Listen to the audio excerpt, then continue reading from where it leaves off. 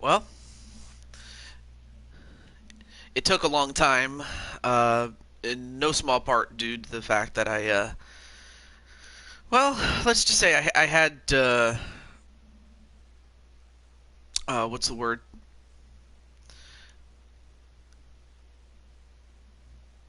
Um, I'm trying to find the best word for it, but, um, well, simply put, it took a while.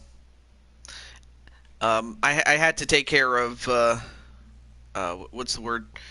I had to take care of some stuff before starting, but now that it's about that time, it's time!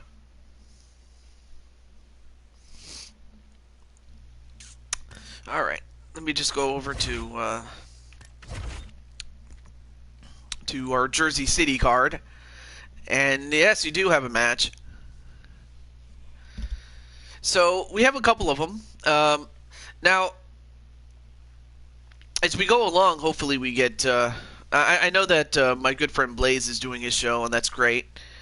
Also, Clinton's here, good. But we also have Walker taking on TJ Dillashaw, who is the former two-time bantamweight champion. So a victory over a former champion would definitely help one's cause, as it would for Minnie Morgan after her spat against Jane Voorhees. Also, we have Joshua and Crimson Ninja. So, with that said, let me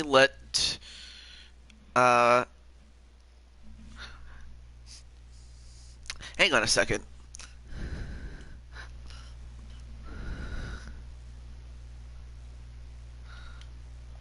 Okay. Let's see. Are they busy? Like, I know that, was it Remnant and some of the rest of the guys are playing some Fortnite, and that's cool. So I might just bring them in here as far as the party, so be right there.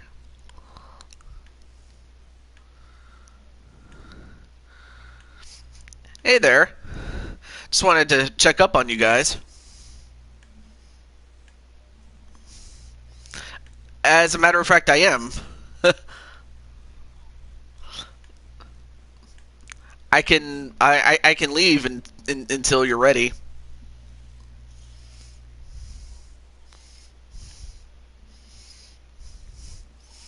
All right. Well, no, I mean it's cool and all. Uh, And of course we have it's some nothing. dogs in I'm the. just. Oh, sorry. I was like, it's nothing, but just with like a little more warning. Be right back, guys. Well, it. Well, our first contest features our good friend Remnant Elementor. I don't know where he is, but he's going to be taking on Vernon Quinn. But yeah, if I'll have to, yeah. That was a very tasteless thing for me to do, to interrupt you guys. Sorry.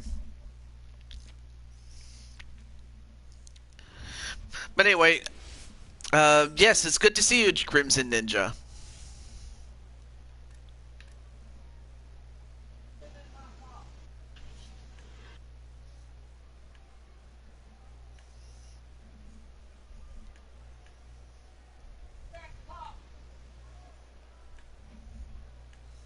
Oh, okay. I, I, I feel, now I feel bad now. Shit.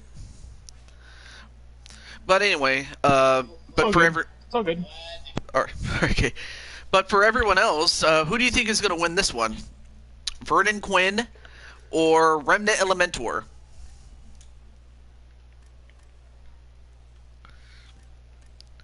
We'll find out right now.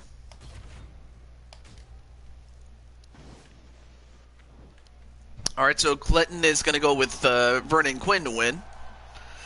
Not a bad choice, though.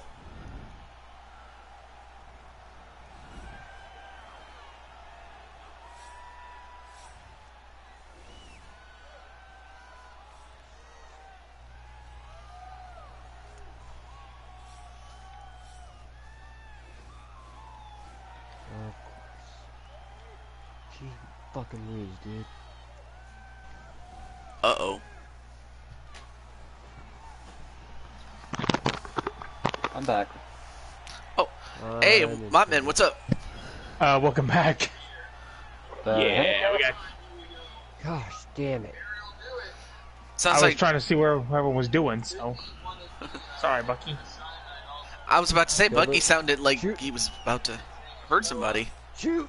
Shoot! Samurai, shoot! I'm not sure, but once I do know, Joshua, I will let you know. How did you not see him? I did see them. I was taking my time to take a shot. You would have shot sooner and would have killed the guy. To return, so now there's only 3 spots. Like I said, there's another returnee from Alpha. Careful, Mug, there's somebody. And of course, there you see Remnant and oh, hey, Fade, what's up, man? Behind you, behind you. So, you know, both these guys each have, well, for Vernon, he's at 1 and 3, and Remnant is at 1 and 2. The tail of the tape, Remnant is younger and has the weight advantage, but the height and the reach go to Vernon. Here, Bucky.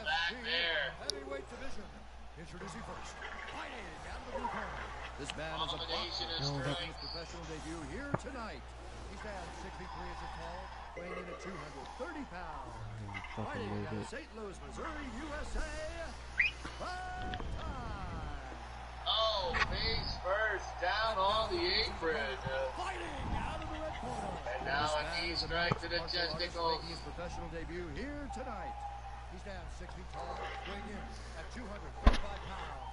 Fighting out of Leiden, Holland, the Netherlands, the Executioner.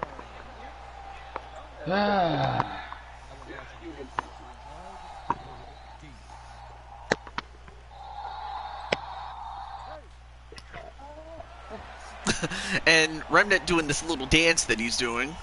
Very funny. And Vernon Quinn responds by doing the Shawn Michaels.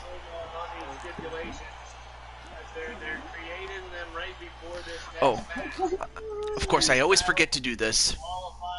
Now the winner will get a title shot. Let's go try to reboot Samurai, Bucky. After that, we'll be in a fatal four-way for the following title shot. So the first 3 are out of it. There we go. Wanted to take the HUD off. Whoever wins will be the #1 contender. As Joshua says, go Remnant. As we go, I'll go over it again as the main event comes up. This is our regularly scheduled main event. Also, thank you for sharing Blaze McCoy's show audio-wise, Mr. Samurai. Even though it wasn't intentional, but. Yeah, I do feel bad, like I said, that I forgot to like say hello or whatnot before going on the air. And also, hey, Nicole McQueen, what's up? And we're gonna see Nicole and Walter. And unfortunately, we're not gonna see more of Remnant as he just got knocked out by Vernon Quinn with a huge kick. You got any meds? You got any bandages? No, I got a shield. I had to use one on myself. As unfortunately Remnant goes to 1 and 3 as he just got his head kicked in. Boom! And Vernon gets his second win, but wow. Alright, I'm As he gonna says try hello to and- everyone, does Walter, and he says, hey Samurai, does Walter. Hey, Wally. There, I'll Taking take this the bandages. I'll take the bandages. Oh, there's 2 med kits here, so. So congratulations to Vernon in 44 seconds. Just a second. We go aerial roll and tossed her like a sack of trash. Rolled her over like a pancake. You got enough cover by Aerial Black. Giving her champion right here. 1 and 2. No. Solid 2 to kick out by Lady Death. Fans on their feet here, folks. Also watching a little bit of Blaze Radios. Four time. Battle Queen. Takes it down Aerial Black. Pulling out. I forget who Ariel Black's owner is, but and yet she won.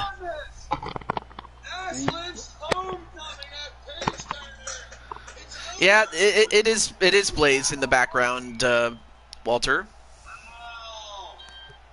I'm gonna make a run for the ban. Anyway, well, up next is our good friend Elmeister taking on the son of our very own young samurai, Kyle Young, his son Leon. Okay. So, any thoughts on your boy facing Elmeister? Not at the moment, no. I mean, yeah, you did fight him. Well, and by you I mean Kyle did, but Alright, Samurai, you're rebooted.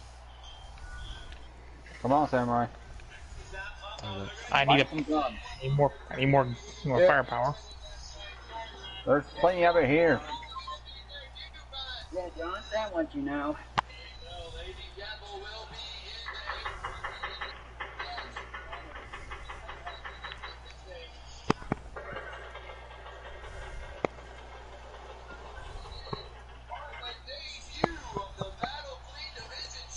oh, of course I didn't.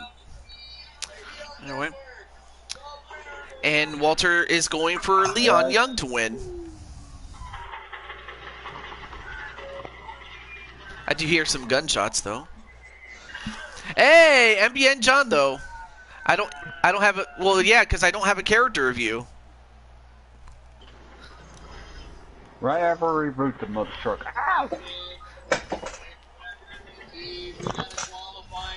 So anyway, John, if you're interested in if you're interested, excuse me, I can't talk, in rejoining the roster, I will definitely add you to the what is it, the to the wait list though.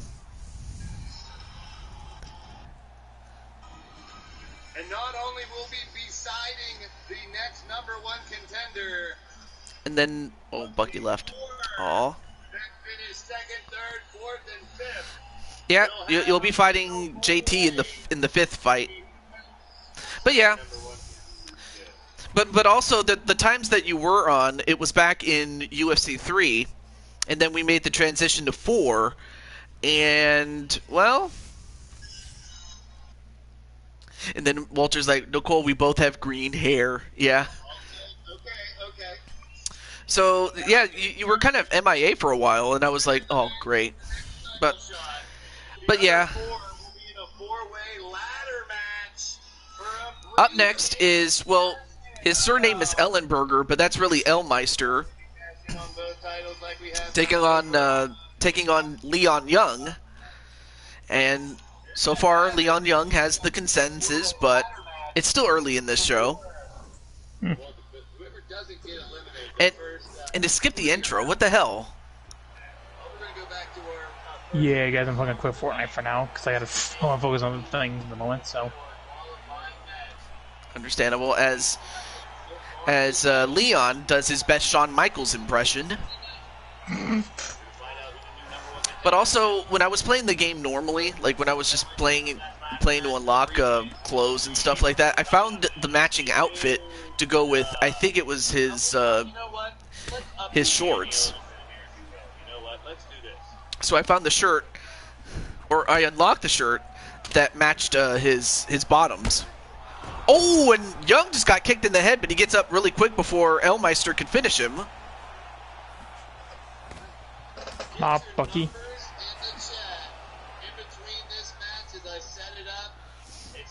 And in the meantime, Elmeister pushing the pace onto Leon Young here. I may be able to join VCs for streaming now since I have a PS5 now. Oh, you do? Yeah, definitely. The PS5 has, like, the moment that PS5 has a game that is definitely worth getting a PS5 for, I would definitely get it. But yeah, Caroline Swift, Samurai, she's very good.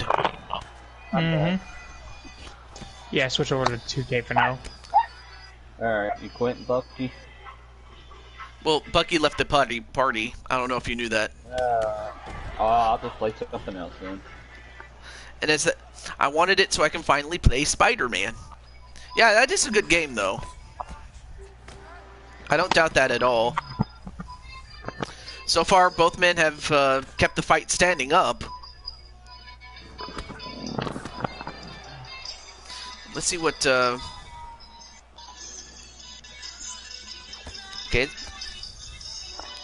And Clinton also says Young for the win.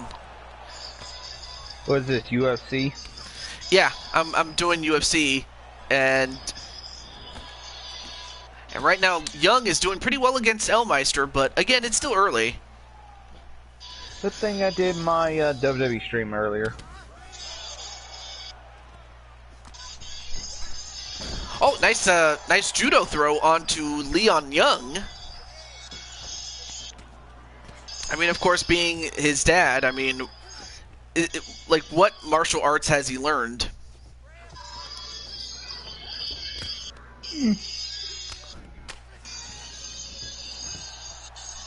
Basically, you know, just an amalgamation of everything, which is MMA. Yeah.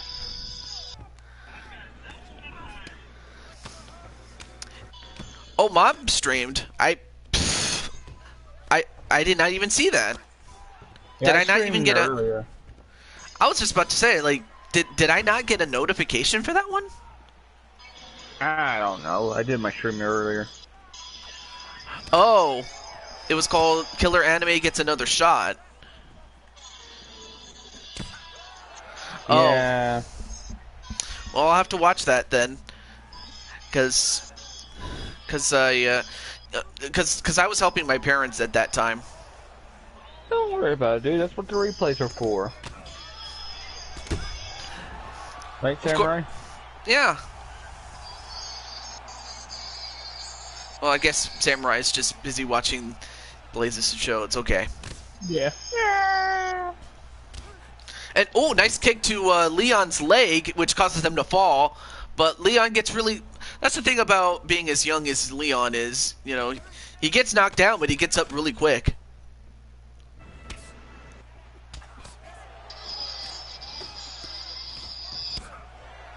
And in fact, this is a rematch from their last encounter in the 16-man tournament, in which Leon was able to. I think he knocked out Elmeister last time. So of course Elmeister would love to get another to get some measure of redemption at the expense of Leon Young. Alright, like you said, the stipulations are a little weird, but you don't want to be the first three eliminated. Don't want to be the first three eliminated. The next four go to a ladder match, and the winner is your number one contender.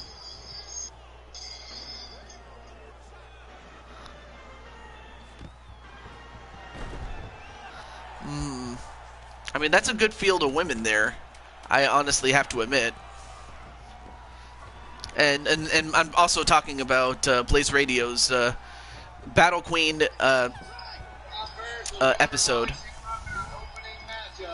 And as that happens, that's the end of round one. And early in that fight, Elmeister ended up giving Leon a kick right to the face. And how that did not knock him out, I will never know. I mean, like, Kyle, your son is very tough.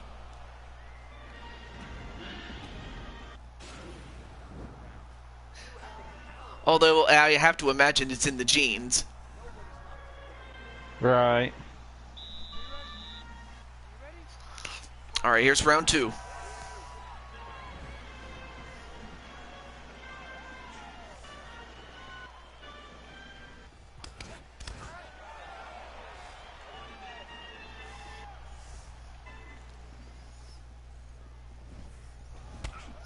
Ooh, nice overhand right there by Leon. But I mean, both these guys are boxers, I think, if I'm not mistaken. Also, hey, Zach Walker. And, uh-oh.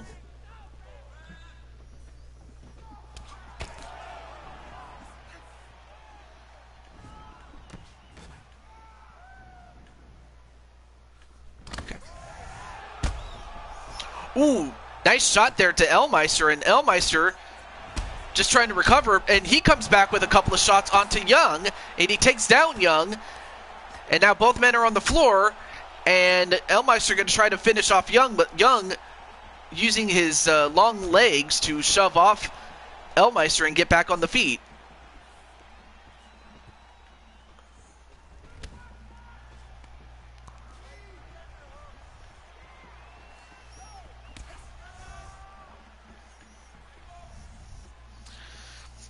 But I do want to wish Caroline Swift a lot of luck in that fight. Mm-hmm.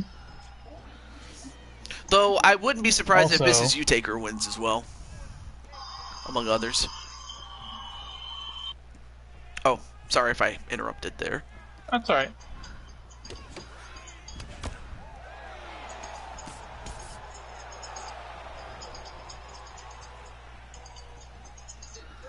Tonight, a win over Sunshine Marigold puts her into the Ooh, qualifier. big kick there onto Leon.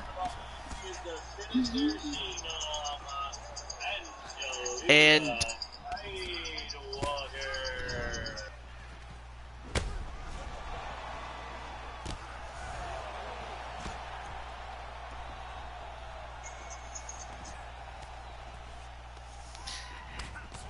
good clinch work there by Elmeister.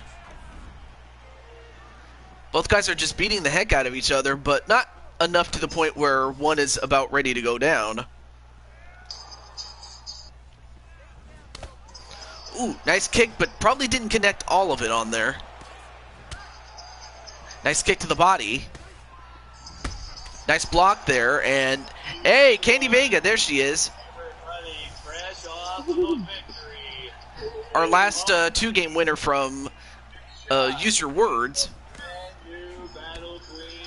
I mean, she was the one that requested this game, and that's how it happened. Congratulations to Ariel Black, by the way. Softly coming here, grabbing that title. Oh, nice kick to the leg there. And it was also a good thing back on... Yeah, I'm shocked that you did win, but hey, you won. And you did pretty well against Samurai, or Kyle Young. As Leon got kicked again, but he got back up before Elmeister could finish him. But to Elmeister's credit, I mean, he's not going to just go in there and quote-unquote blow his load. And not like that, but you know what I mean. In other words, he's not going to waste his energy trying to get the finish. I'm sorry, but you set yourself up for that one. And Elmeister trying to get the finish on Leon Young, and he does, as he knocks out Leon Young. Yeah, whatever. I'm sorry, man, if I jinxed Leon, but... And, whoa, what a flip by Elmeister. I didn't know he had those kind of moves.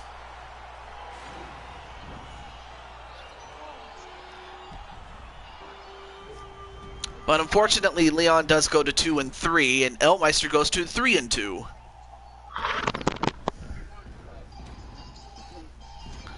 Leon in this fight, I know who my daughter is going for. Oh.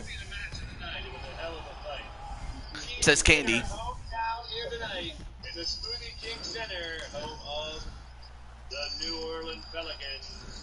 From New Orleans, Louisiana, and the city of New Orleans, because my 100 pounds in the city.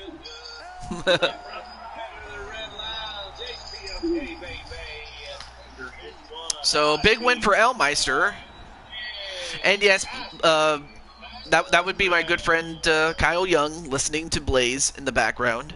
Yeah, I'm sorry if you guys are getting distracted, but. Well, if nothing else, at least I can hear what he's saying as I'm also watching it too. But you're not able to listen.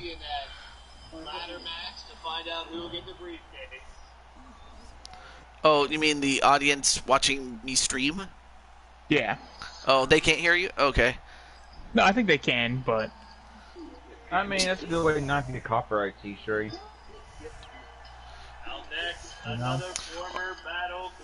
Well, it could have been worse, though. Let's see. Next is, I believe it's Mr. Autism Rob's girl, Minnie Morgan.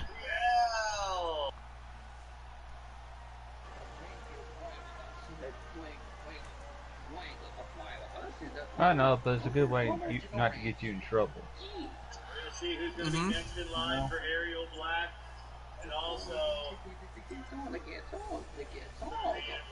that insane ladder match to get the briefcase. There we go.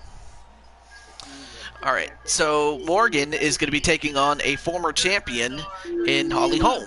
So we'll see how Morgan's going to do. So far, Walter has her for the win. Now, Kyle, I'm happy to say that our good friend, Wrestling Mama, took out that punk-ass bitch Rex. He was about to enter into this 8-man because of Stooge, but then someone thankfully saved us and gave us LD in his place.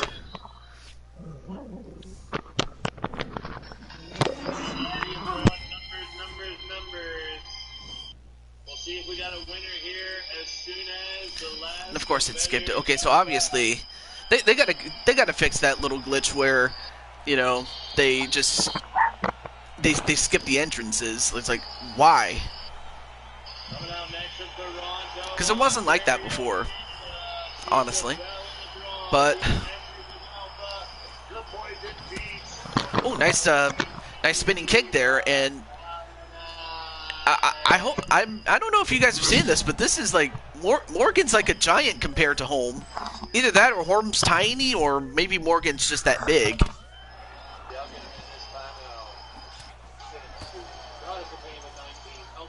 But yeah, that size difference though.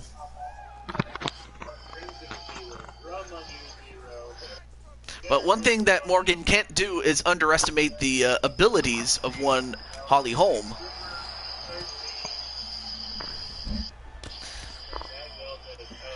Yeah, you would think that, but they didn't skip the first fight, like the entrances for the first fight, so.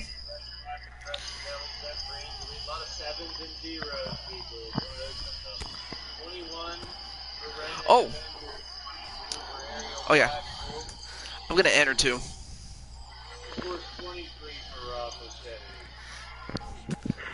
I don't know if you've entered your number, Mr. Sammy. For what? It's called, it's the roulette game.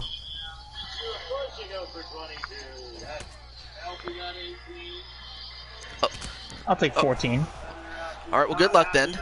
And as that happens, Morgan's doing pretty well. Not too... Oh, nice spinning two-touch kick there.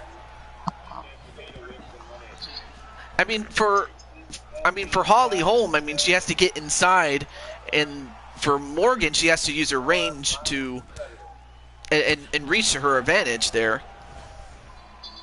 The four-time Battle Queen champion,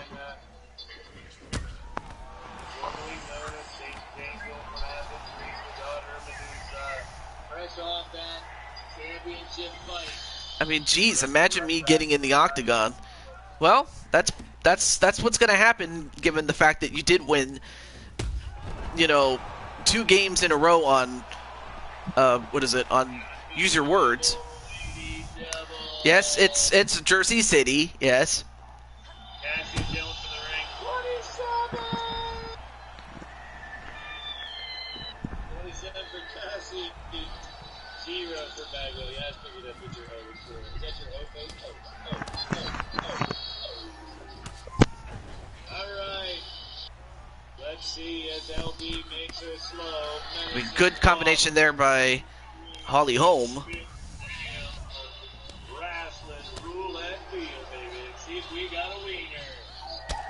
Oh, nice spinning kick again. And well-placed one. Where she stops on numero uno. And no one had that number. Pick number 1. Dragon Wrestling. Zeros Cut is nobody presents big New number Year's 1. Dream.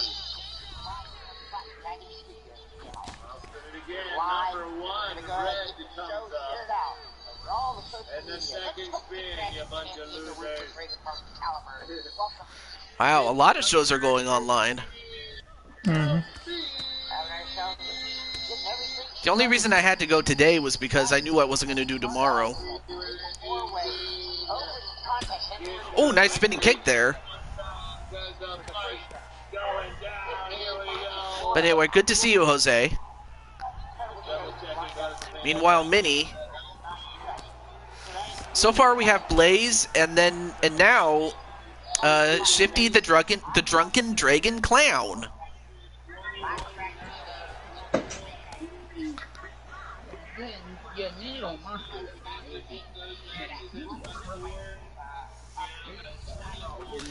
And then Candy's like, I don't know who left a dislike, but I gave a like. I don't know who did. Although I think I might have an idea as to who, but I'm not even gonna throw shade. It's not because it's too late, but because it's like it's not really worth it. But yeah, Shifty's doing his show. Vaguely.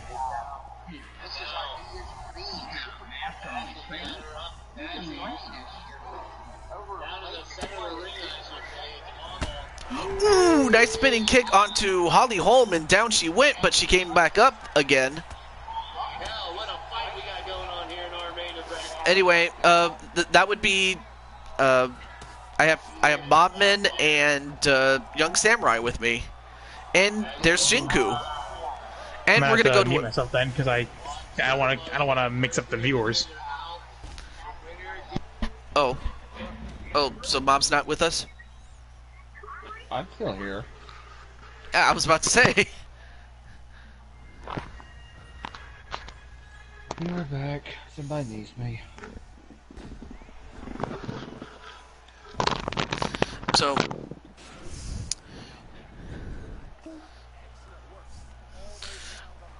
and then of course, oh yeah, we also have Jinku and Naji with us in the chat there. But of course, I'd be remiss if I didn't mention enough about Mopman.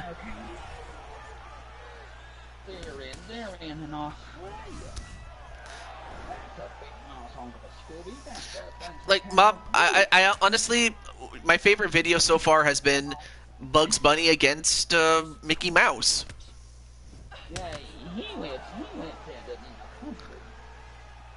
Guess he must be talking with his friends or his family. But as that happens, so far a very competitive matchup between Morgan and Holly Holm. Everyone's saying hello to each other. No, that was not Remnant, although Remnant was with us earlier. Or in the chat earlier. Ooh, nice spinning kick, but didn't quite connect on that. And yes, Mob is also with us as Candy Vega says hello to Mob.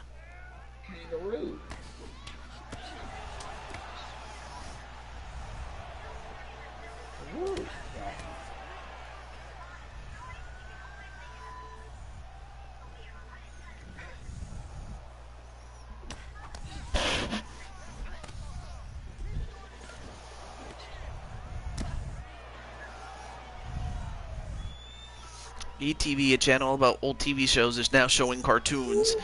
Yeah, I remember that. Well, I mean, that's great that they're showing, like, the classics.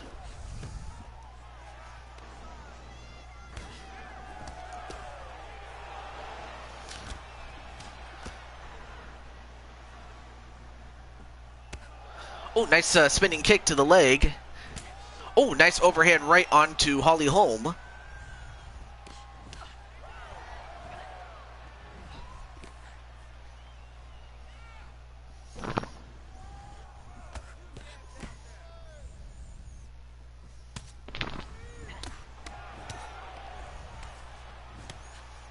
Well, Walter Johnson's also watching Impact Wrestling. Yeah, I mean, it's definitely gotten more interesting given the fact that Kenny Omega is now doing something with them.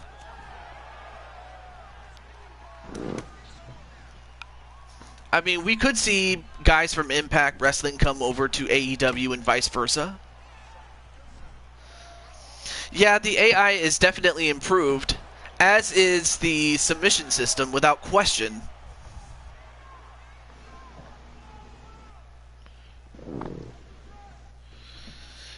Yeah, I did see the what is it, the video from WWE's YouTube, so I saw that. Ace Austin would be a good TNT champion. I haven't seen much of Ace Austin to really give you a good opinion of him because I haven't seen much of him. I haven't seen much. I really haven't seen anything from Wrestle Kingdom 15. If you want to know, if you want the best insight as to Wrestle Kingdom 15, I think you'd be better off to try to talk to someone like the Broken Twitch.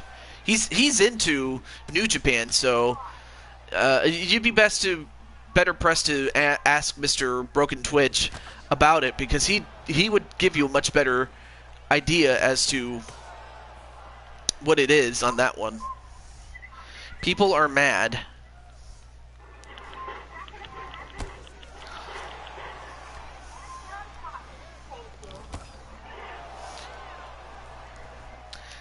Lance, and then Candy's like, I think Lance Archer would be a good champ. Yeah, he definitely would have been a great champion. Now, I can understand if they wanted to, keep the championship or stabilize the championship and not play hot potato with it, and I'm fine with that.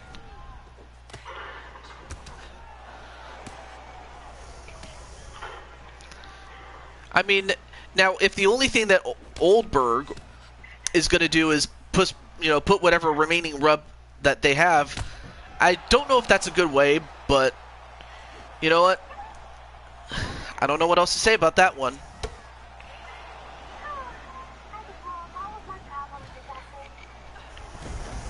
Wait, Brody Lee brawled with Marco Stunt. Well, I mean, at least Marco is, the size of a rugrat, so I can see it.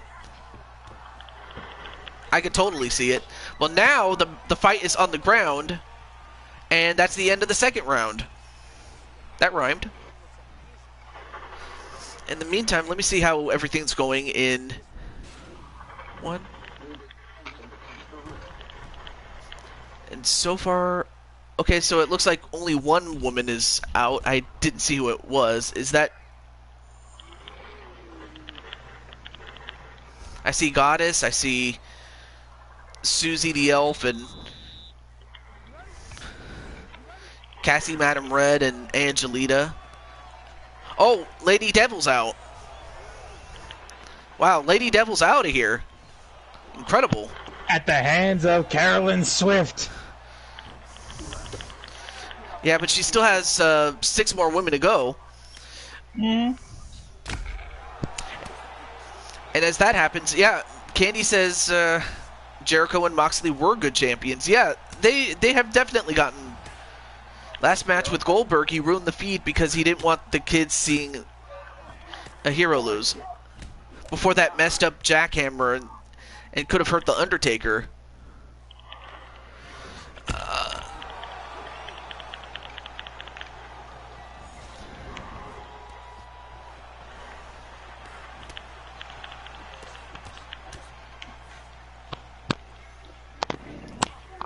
Oh, nice kick there, but a miss and a counterpunch onto Holly Holm.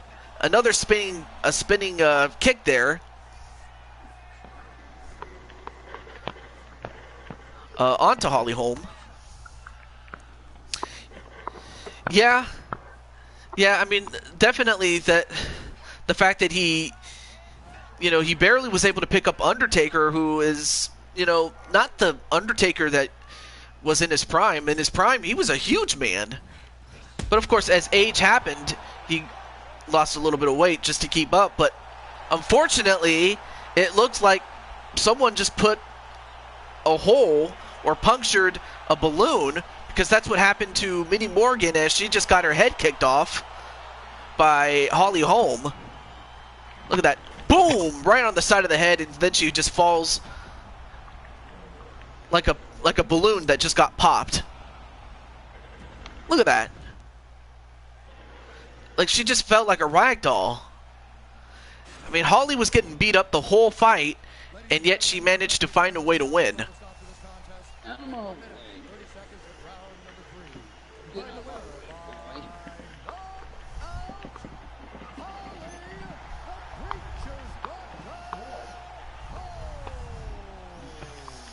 So unfortunately for many, she goes to 2-3, but you got to give it to Holly. I mean, she didn't become a former UFC bantamweight champion for absolutely nothing.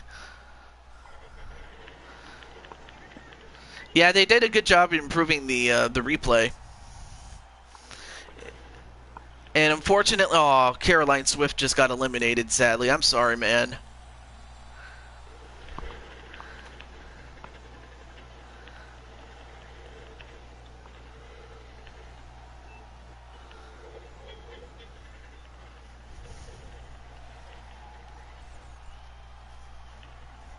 All right, well, up next is, well,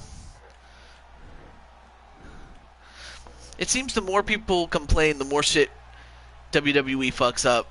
It seems like that. And speaking of JWE, Josh Brooks. And then Candy's like, hey, Carolyn. Well, anyway. So, Jose Blanco is now going to take on Josh Brooks. And even though these two are teammates in NHL on the Devils, fortunately, they're going to have to fight each other just to see who the best man really is. Oh, shit. You know what? I keep forgetting to... Oh, whatever. I'm not going to...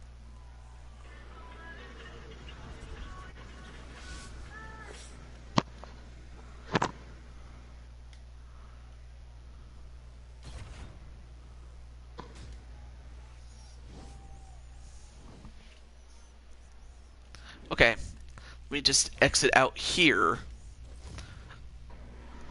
and then,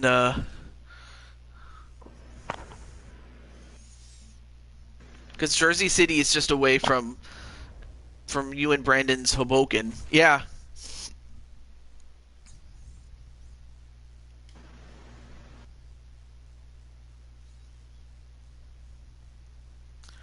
Alright, now let's do this. Alright, so Walter and Clinton say that Jose's going to win. Anyway. WWE Raw and SmackDown Booker says the fans are interested in long-term booking in long title reigns. Is he joking? Please tell me he did not assume the exact opposite of what we want.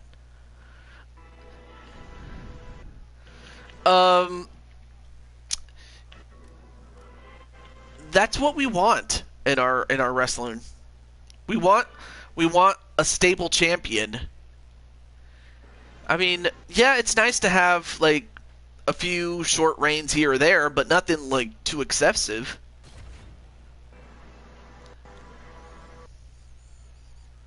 I mean, yes, if it makes sense to change the title, then great, but overall, you have to have a long-term storyline, really.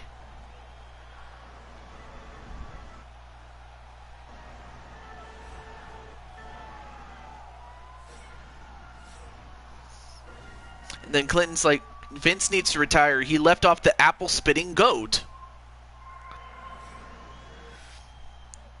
I wanted Keith to win, but I knew he was going to lose. I mean, it's like they made Keith Lee, an afterthought. I'm like, why would you bring him up if you're just going to treat him like that? That's why, as JWE said, or I think it was,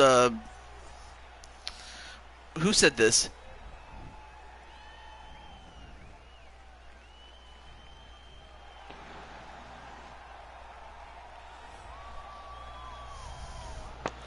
Vince will probably never retire. Yeah, at the rate he's going, he may not.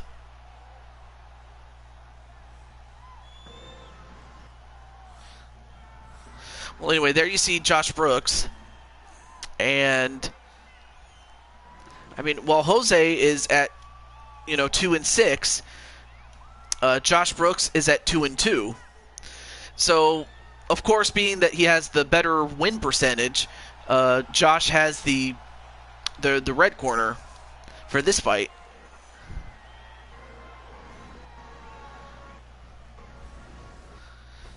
Yeah, but that would just be murder. Anyway, Jose is much, much younger. However, the height, the weight, and the reach go to Josh Brooks. Apparently, Josh is 40 years old. Ladies and gentlemen, this fight is 3 rounds in the UFC heavyweight division. Introducing first. I heard Vince McMahon is not feeling okay. Honestly, Vince needs to retire as soon as possible, so we can hopefully get some good staple booking without Vince adding flair or random non-build-up title changes. Exactly, Candy. That's pretty much what, you know, was the final straw for me before going to AEW. This man is a boxer, making his professional debut here tonight. He stands 6 feet 6 inches tall, weighing in at 206 pounds. Dynamite! And when the action begins, I will be involved. Deep.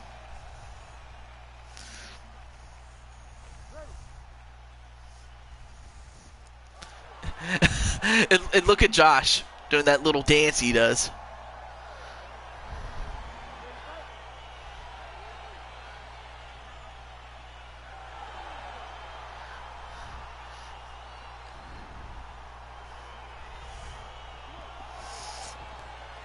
Now, of course, you know, Jose may be small, but his best bet is to try to take him down and get a submission on him. And Brooks wants to keep it standing and just beat up on Jose.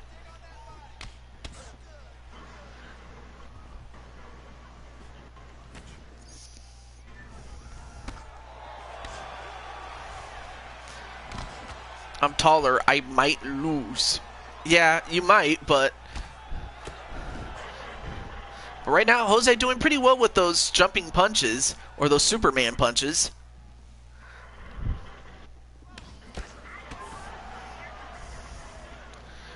But also the fact that Blanco is, you know, in-game 18 years old, and Brooks is in-game 40 years old. So that also has a, that also determines like how fast you recover, but also how much punishment you can take and how much you can give. And Jose trying to go for another takedown, but Brooks not letting it happen. Also, oh, nice takedown there onto Brooks. And now Brooks is not where he wants to be. He does not want to be on the ground with Jose. As Jose now transitions into a half guard. Now Cole Weston coming in. And now Jose going to try to tee off on him.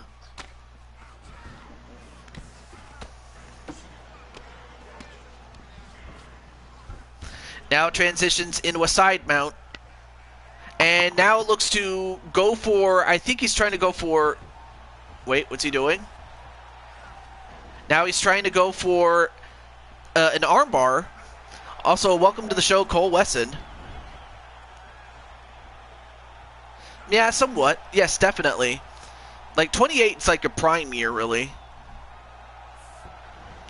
And as a result, Jose ends up getting a submission victory over Josh Brooks.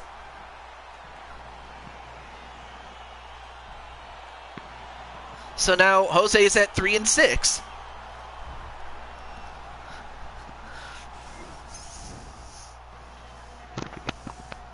I mean, there you see, he went for a kick, but then got the leg sweeped.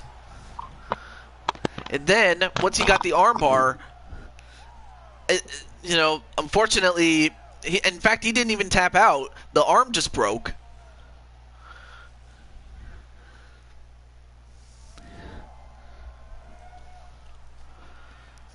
I'll tell you one thing, we're getting through these fights really relatively quick, so I'm happy with that.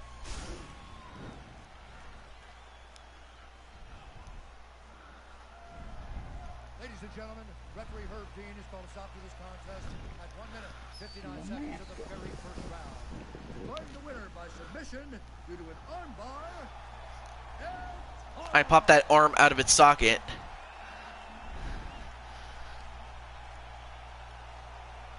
Jose is strong. Well, he's probably strong for his size. Although I'm pretty sure Kyle would beg to differ, but that's another story for another time.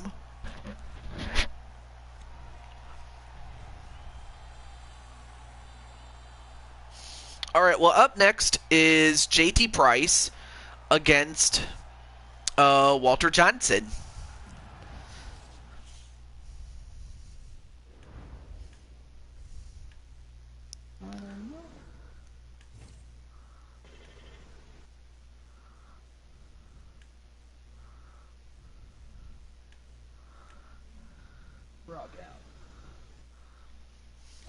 All right, so let me just get JT. I don't know if Walter's still in this chat.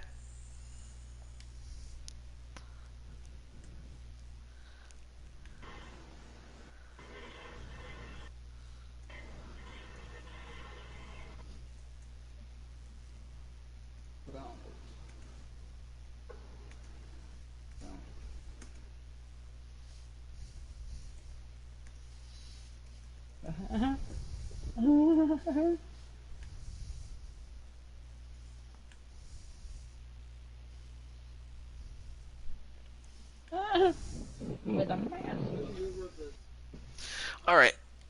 Now that I've contacted Price, up next is him against Walter Johnson. Yeah, it would be to get rid of Vince, but that's easier said than done. Actually, even if you do get rid of Vince, or even if Vince just leaves on his own volition, it'll take a long time to save it. You know, the fact that it'll take a lot of time to undo the damage that he did. You know.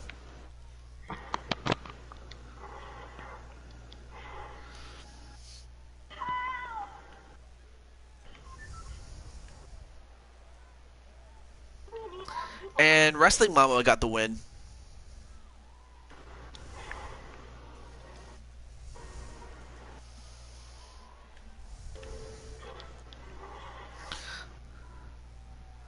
I mean, she was the one that saved us from having Radio Rex in this damn match that was in that Battle Queen final. Anyway. I don't know where Johnson went, or if he had to go get something, but oh well. And Fact, what's up, man? And yes, you are booked for the second to last fight on the main card.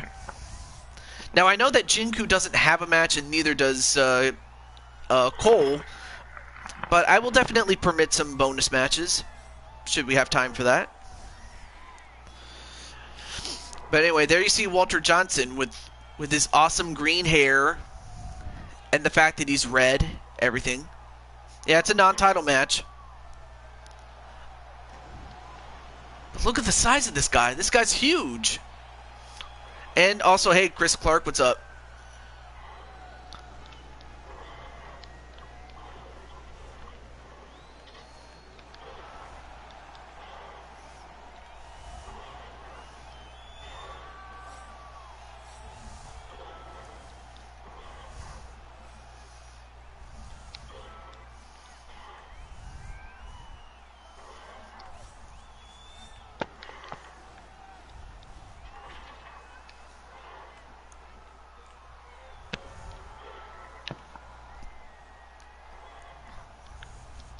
Okay, there we go.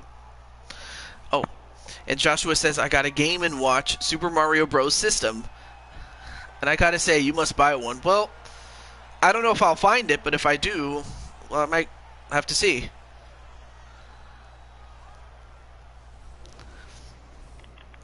And the tail of the tape, JT is younger, has the height and the reach, well, albeit by a very slight margin, but the weight definitely goes to Walter Johnson. And Walter naturally going for himself to win. This man is a boxer making his professional debut here tonight. He stands 63 inches tall, weighing in at 230 pounds. Fighting out of Atlanta, Georgia, Johnson!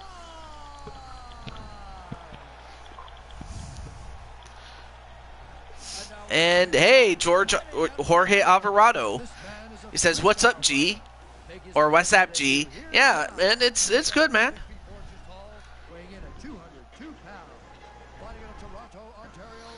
Okay, looks like everyone else has now moved over to Platinum Dragon.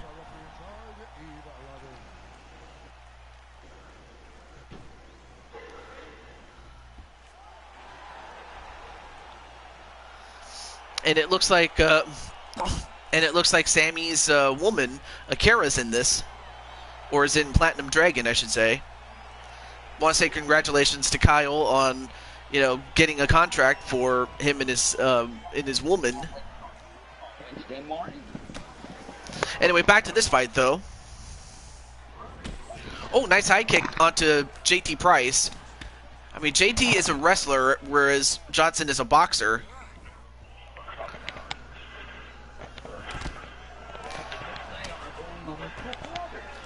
Your cousin's first WrestleMania was WrestleMania 23. Some people like that one. I definitely did.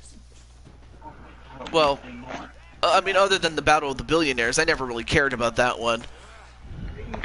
But I definitely did enjoy, Vince McMahon getting his head shaved. Oh, yeah, like when I saw those shorts, I'm like, oh yeah, they definitely fit the character of Walter Johnson. I'm firing my laser beam, says Joshua James. And also, great to see JT Price himself. And looks like he's going to go for a takedown. Nope, well defended by Wally. Making sure that, one thing he does not want to do against JT is get down to the ground. At least not while he's at a disadvantage, of course. Well, that was the Great American Bash 2008, I believe. That was when they, that was really when they changed it, because it was like, even though I wasn't enjoying it as much after WrestleMania 24, it was still good, but when they changed it to PG, it was like, it was kind of an oxymoron, to say the least.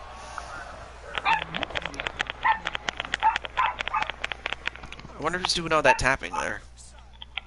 That's probably mine. Oh, sorry. I'm playing a game.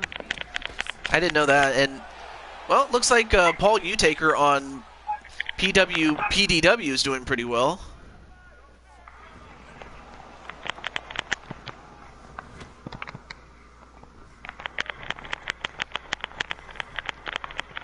I can unplug my mic if you want me to. No, it's fine. I just didn't know what that was. Honestly, I didn't know it was that. But other than that, though, how was your New Year's, Mob? Yeah, it was alright.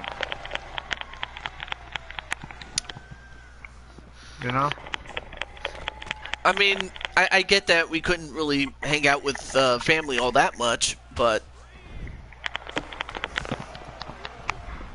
or go to our favorite restaurant to celebrate as as we probably would in most other years. Right. And Walter says, I hear a dog. Yeah. That's mine. Oh, my dog. Oh, my dog. Oh, Long John. I love that talking cat. I don't know if you remember the talking cat videos from like the classic age of YouTube. I know. I remember that. And it's also sad that Sylvester and Steve Cash, passed away. Yeah. I'm definitely gonna miss talking kitty cat. Ooh, big shot onto JT Price. He takes him down. And Walter gonna try to finish him off, but instead, JT gets back up though, and both of them do. And wow, a couple of shots, and JT just folded up like Ric Flair. After he gets hammered by Sting a couple of times, if you remember back in the 90s when they had their matches.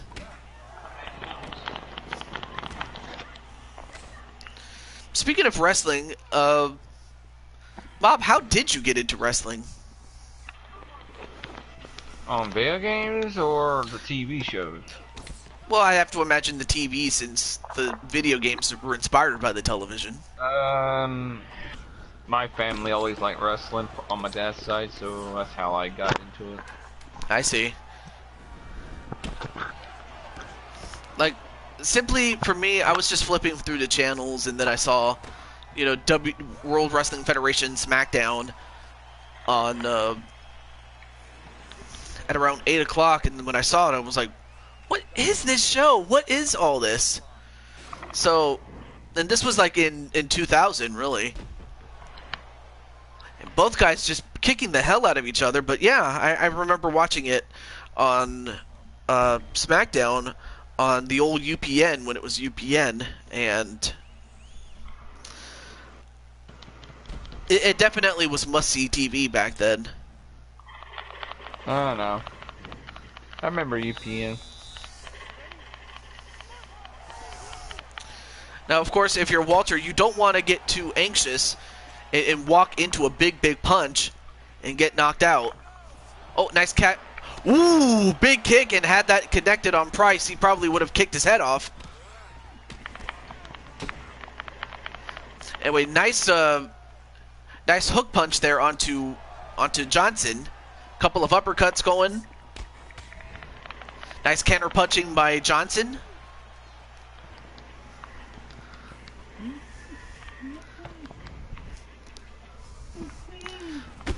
Ooh, and another big kick onto JT Price, and now Johnson going to try to finish him off.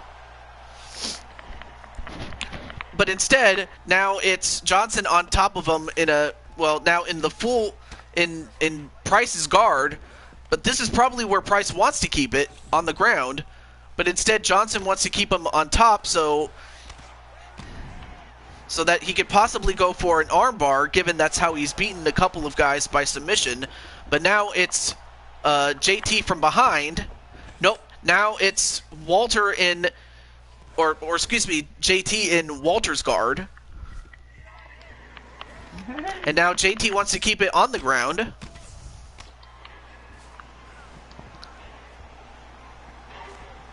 And JT's like, oh, fuck this, I'll just stand up. Alright, so both guys are back up again. I mean, JT has knocked out a couple of guys, and the last guy that he knocked out was his best friend, Jose Blanco. Right.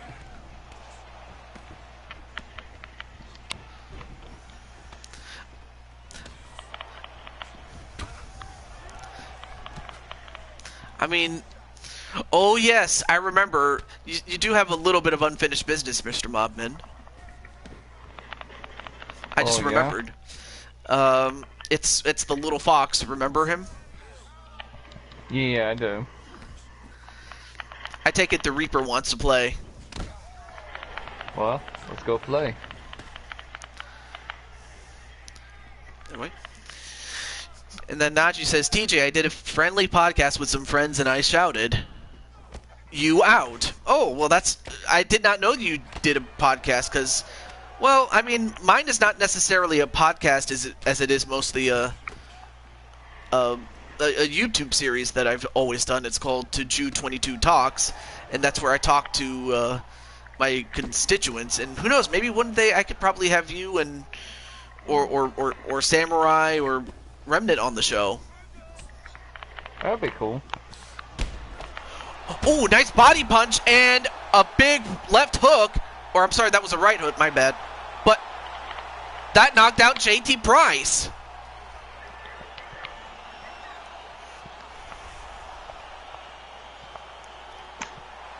And JT, unfortunately for him, goes to 4-3. Let's see. Boom! Big right. Oh, that was a straight, actually. Also, hey, Autism Rob, you missed your fight with your girl, but for okay, where's his name? Oh, Walter Johnson. He now goes to 3-5.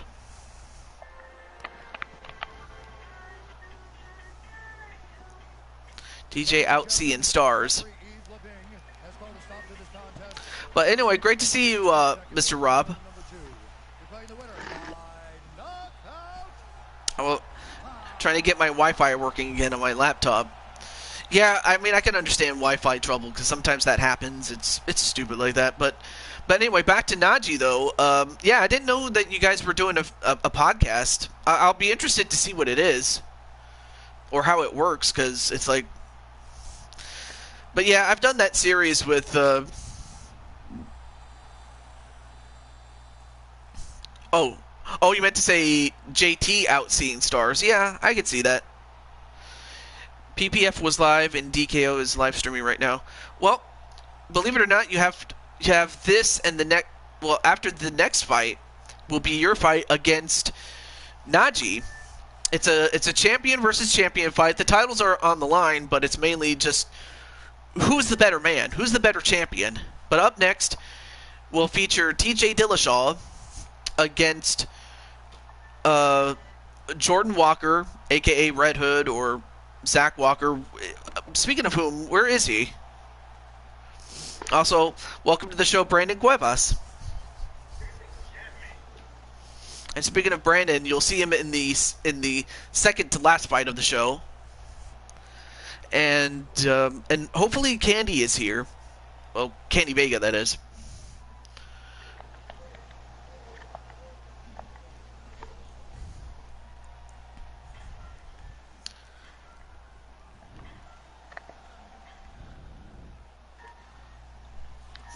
Alright, so, of course, in order to override this, let me just exit and then come back in. Because that's really the only way I can get those entrances up again. Why I have to do that, I don't know, but it is what it is. Alright, so we already have one vote for Red Hood, aka Jordan Walker.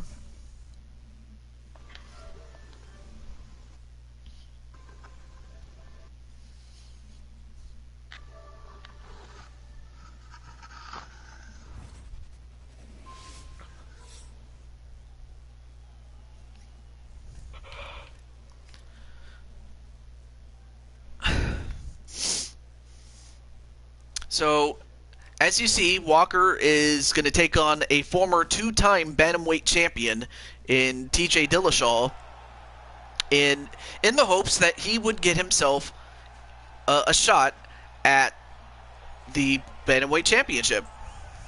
And speaking of Red Hood, here he comes right now, Jordan Walker.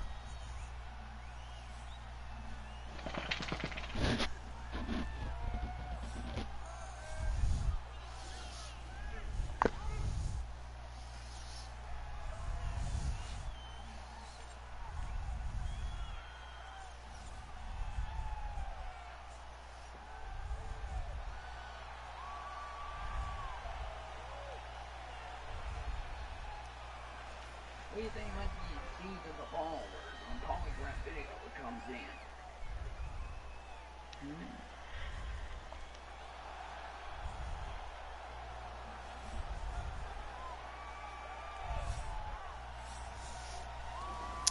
And, okay, several people want to see Walker win this one.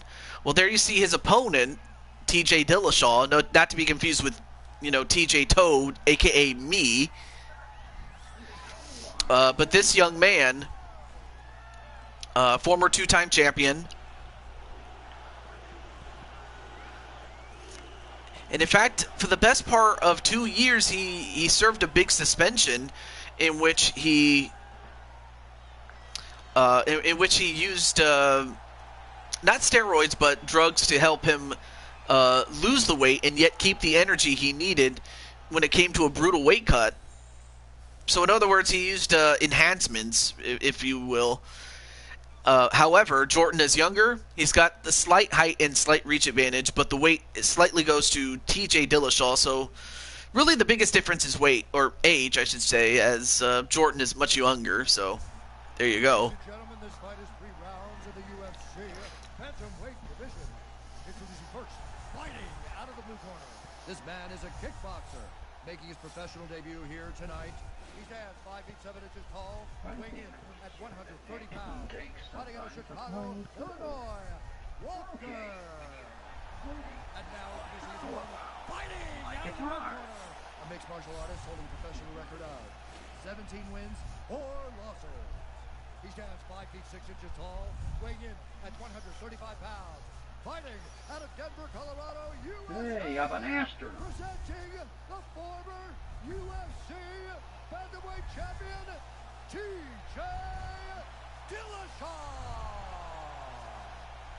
And when the action begins, our referee in charge, Dan Mergliata. You ready?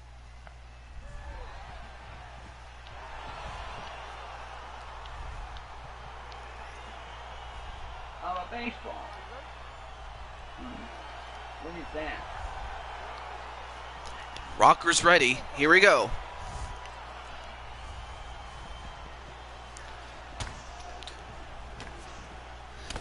And one thing that Walker has to be careful of is that while TJ, TJ is a very balanced fighter. I mean, the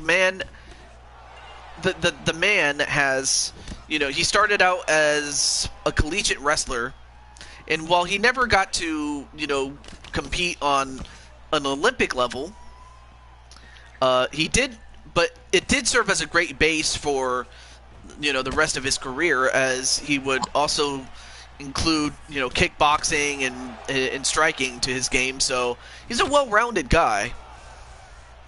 Oh, wait, DK wants you to like and comment if he on his stream. I mean, I could.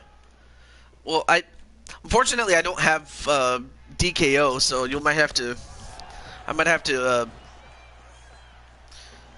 follow him.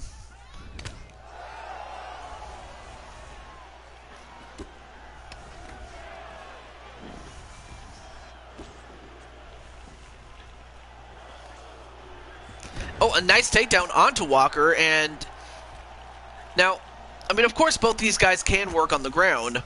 I mean, we have seen, Jordan get a couple of victories via submission, so, at least, Jordan has showed that he can fight on the ground if he has to.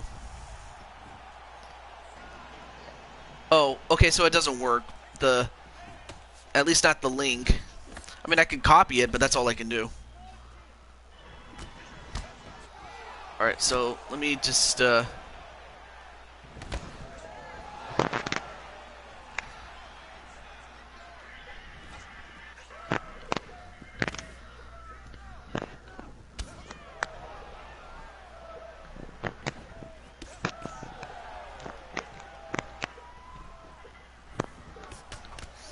and it looks like Candy Vega's getting a title shot. On DKO stream, apparently, according to.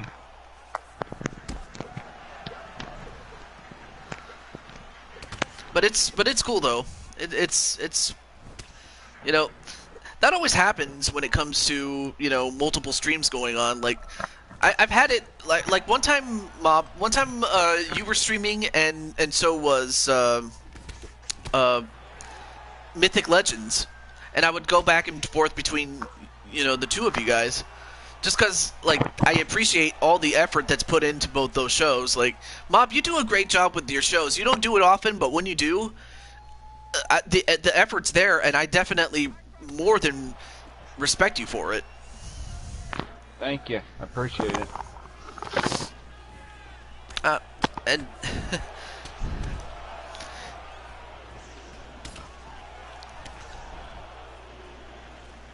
and as that happens, Walker doing pretty well, not to, not panicking, not, he's letting the fight come to him and not so much trying to press. And he's going up against a guy his own size, so he's not worried about, taking down a giant.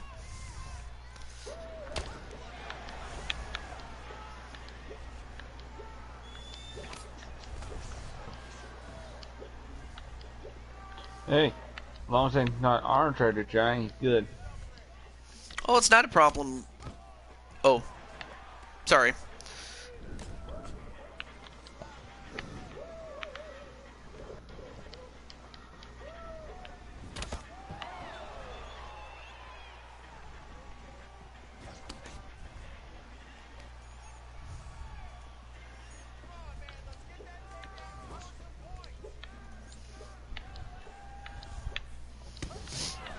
Excuse me.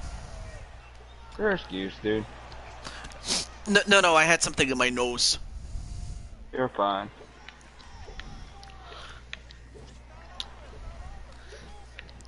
Alright. Oh, let me catch up on the chat there. Cole Weston says Walker can't be taken down. Well, yeah, because Walker he's got good enough wrestling to where, I mean, he's got Chuck Liddell wrestling, which is where you use your wrestling to keep the fight standing up rather than, in other words, you want to keep the fight standing up. So that's why you have to learn wrestling, so that you not only know how to defend it, but you also can use it yourself if you must, in order to keep a fight standing up. So that's what he has in, Chuck Liddell wrestling. Then there's Brandon who says, speaking of Mythic Legends wrestling, I kind of want to see Mopman there. Oh! He wants to see the Mopman go up against Pan to go one-on-one between two guys that love to low blow. I don't know. I might be too old. I might be like Goldberg.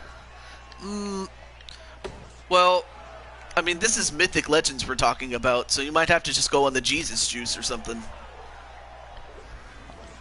Or, because, Brandon's there, and he does pretty well against some of them. Not all of them, but just some of them. Alright. But we'll definitely give you some of the Jesus juice. Or to be more precise, the immortality. To go up against some of those gods there. Anyway, I know I'm supposed to get a title match on this show. I might try to get in Mythic Legends. Well, do be patient when it comes to Mythic Legends, because, of course they are looking for new talent each time, but they have to, make room beforehand. Right. That's good that, Impact is putting on some good matches. I might have to watch that after the show, or after my show that I'm doing. Now I forgot what I was doing. Oh yeah, let me see what... Okay, so looks like DKO's doing pretty well. And, ooh, big shot onto TJ Dillashaw. And looks like Paul Utaker's doing pretty well against Judgment and Jake Bagwell. Anyway, well, not a problem, Walter, and I'm happy that you got your win. But in the meantime, we are in the second round.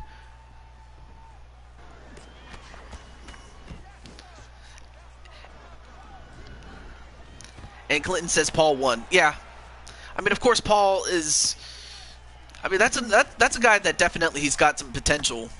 He's definitely got potential, and he's already showed it in a few other companies. Mob, what besides SCD and your own company and mine, what other companies are you in that I should probably know about? I think I'm in... Well, I don't know if I'm still on there or not. I think it's CGS, and the other one is Darkness Only Wrestling. Those are the only two I could think of. I might be on more people's shows. I don't know. Okay.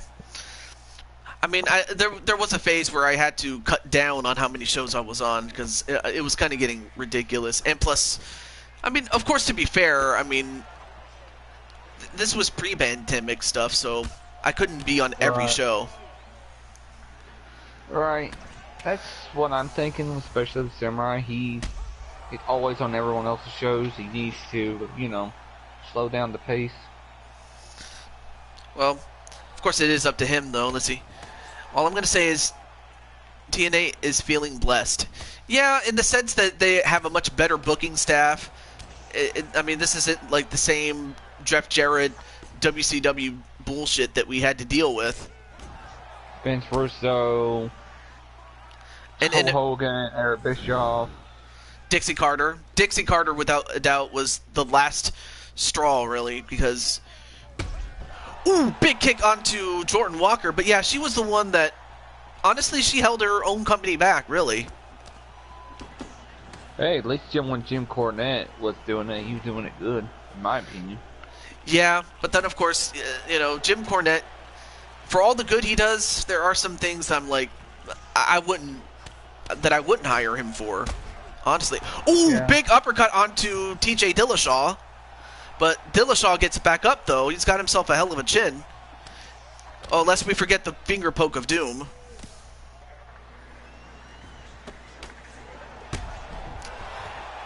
We And all know that was Hulk Hogan poking. yeah, that was definitely Hulk Hogan's fault. But if you looked at TJ Dillashaw, you would have thought he got hit with the finger poke of doom because he just got his lights punched out by Jordan Walker as Jordan, boom, uppercut as TJ was going for a takedown, but he caught him right on the side of the head, and he just flopped like Ric Flair, and his, I'm not even going to go there, but he flopped really hard like Ric Flair usually does. Right.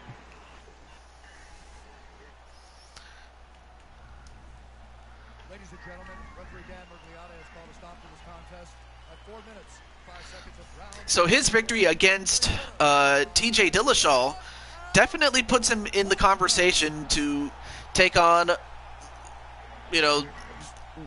one of the top 3 contenders, if not the number 1 contender, for the Bantamweight Championship, seeing as he is a natural Bantamweight. Right, I agree with that. I mean, and then there's Mob, who is definitely, world championship material, hardcore championship material, any kind of material that's hard, he's probably that material. Well, that was a joke.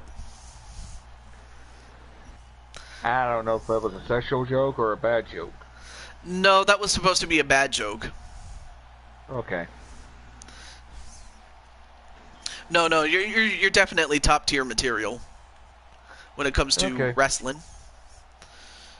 I always try to bring my A game. Let's see.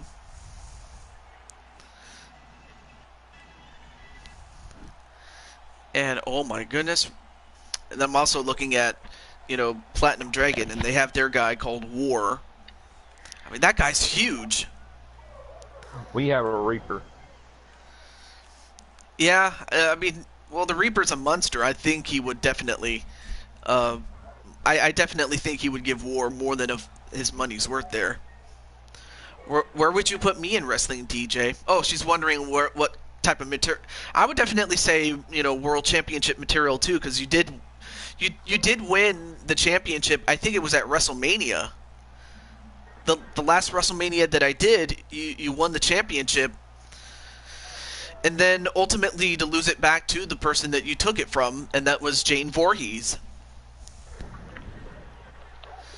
So I remember that you were World Championship material, and it was at Mania.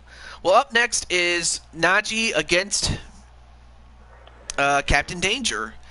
You have the openweight champion Danger, and the lightweight champion Najee. So, champion versus champion. I wonder who you guys think is going to win this one.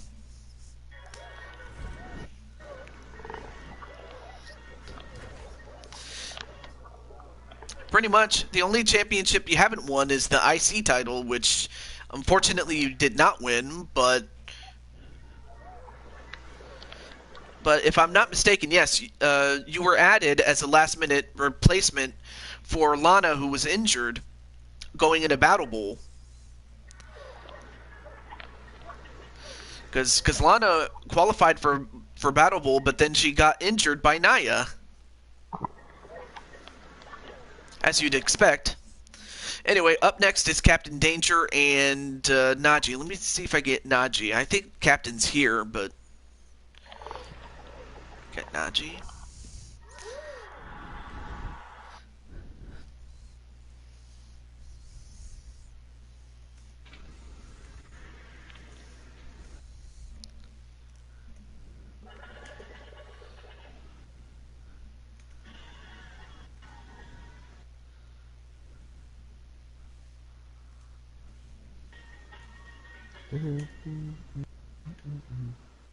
Oh, shoot.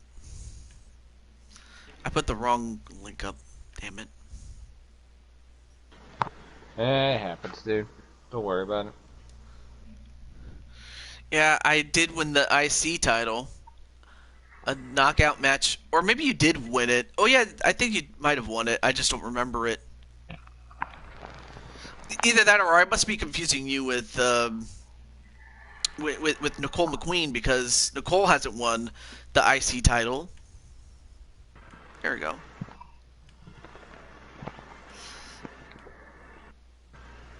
Okay, so Captain Danger and Najee in this battle of David versus Goliath. And pretty much you can see which one is David and who is Goliath, but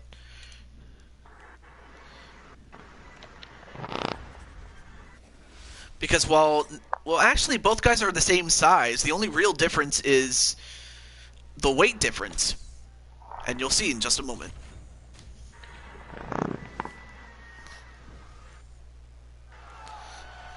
Which made me a Triple Crown. Well, and if you throw in the Four Queens title, that makes you a Grand Slam champion. And let's see. So I'm trying to remember. And then, of course, naturally, Captain Danger is going to go for himself to win. Yeah.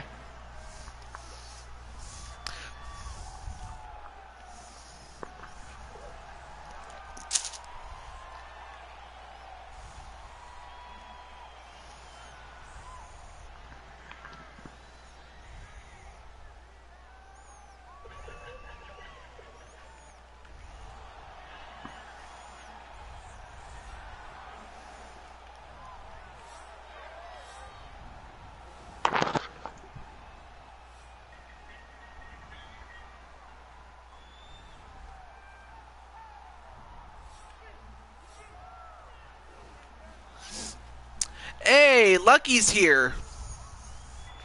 Hi, Lucky. Hey, Lucky, the meme, it's a Canadian meme. He's from Canada. I did not know that. Yeah.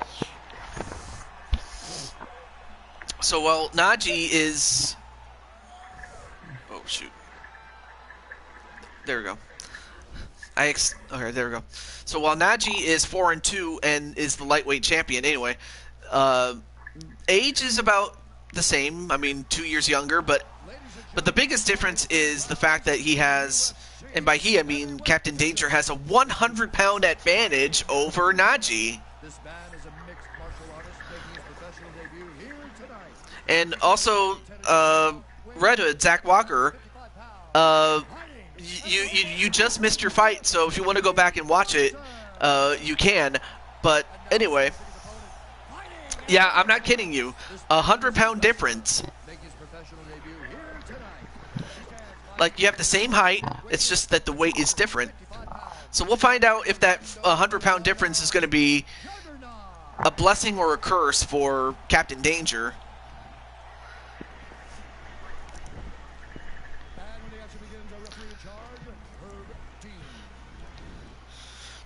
I mean, of course, those sort of differences are... and, of course, Captain Danger doing the robot, but yeah, Bob, I mean, you've fought guys that are much big and strong than yourself. I mean, who was the biggest guy that you ever fought? Your character, I mean. Oh, gosh. Let's see, the biggest guy I ever faced probably had to be Joker. Oh, of course, Joker he's ginormous. Mm-hmm.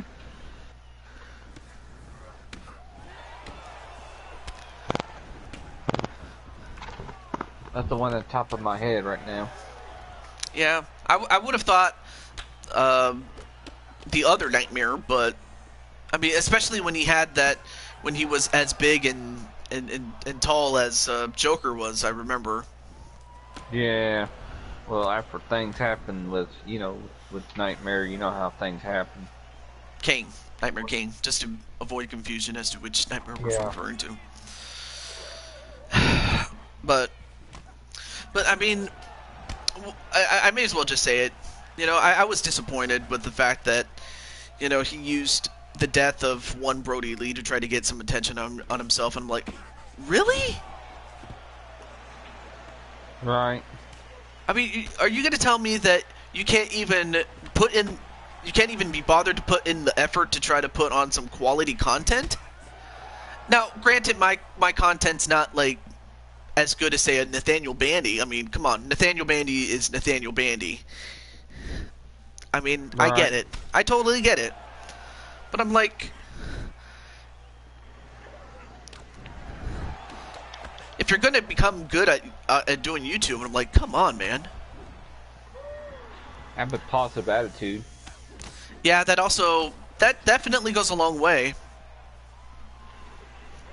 So, anyway. And then Najee says, well, he's referring to himself in the third person like The Rock does. Najee can win, but you gotta fight like the Matador. And he says he respects him, but he wants to win. Which is, you know, typically something you would expect, you know, after a fight's done, you know, in the UFC. You know, because most fights, I mean, both guys don't hate each other. I mean, there's a couple of course, there are some people that are absolute dicks, like MJF, but the only difference is he's supposed to play one on TV.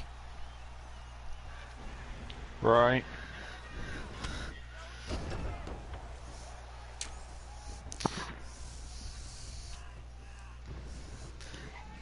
And right now, Najee doing pretty well with sticking and moving. I mean, if you're Captain Danger, you want to definitely try to get him down and try to get a submission on him, because that's where you're gonna, you know, do some more damage to Najee, of course. Ooh, big shot there with that overhand right by Captain Danger, but Najee gets up quick before Captain Danger can go in and finish him. But that big shot there. Sorry if I had to stop right there. You're fine. Of course, Najee's also doing the smart thing and, you know, trying to kick down the legs of Captain Danger, more so that he can be a sitting duck.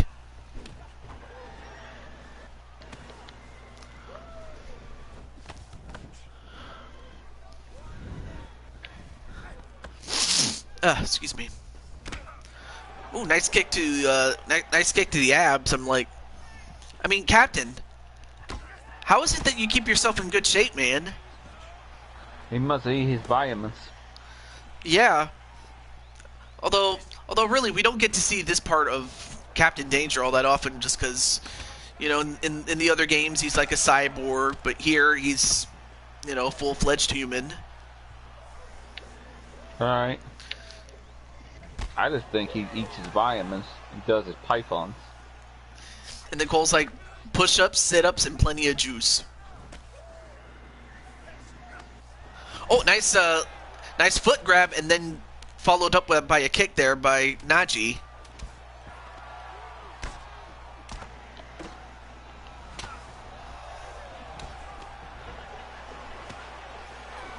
And we're going to go to a round two. That was a good first round there. But I have to think that, yeah, that overhand right that put him down at one point might have given him the round right there. Oh, look at that.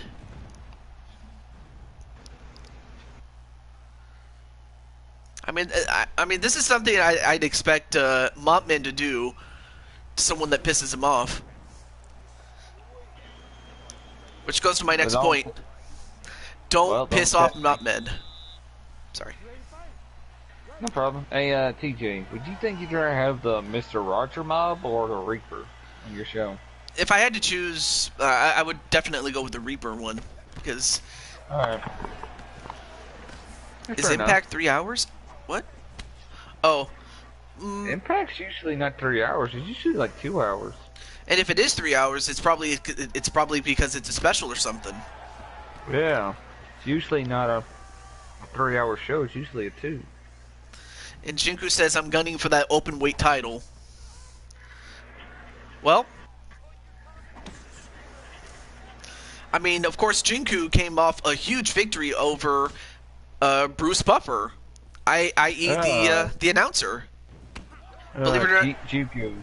Former Captain Doom. I haven't seen him on my show in forever. Wait, he was Captain too? Yeah. I did not know that. I thought Jinku was his own man, but I guess he had to change it. But I did not know that. Yeah.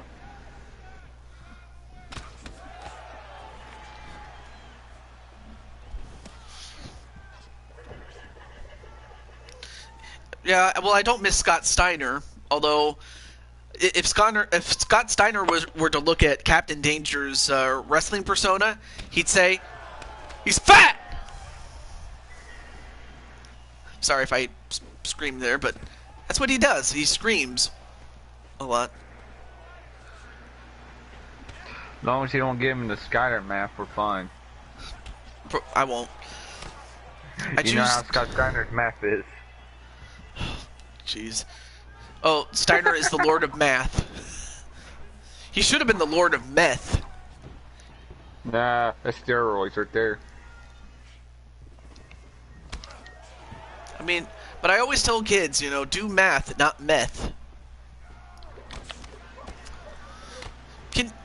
It's very stupid to believe this, but I had this one friend of mine who got into meth when really he was trying to get into math, but because of that misspelling of that one letter, he mistook the E for an A, and he got into meth. I shit you not. That's why from that point onward, I always tell kids, get into math, not meth. No offense, but that's not a very bright person. Well, unfortunately, he just didn't know how to read. That's the only problem. I wasn't trying to insult or nothing, but I was just, you know.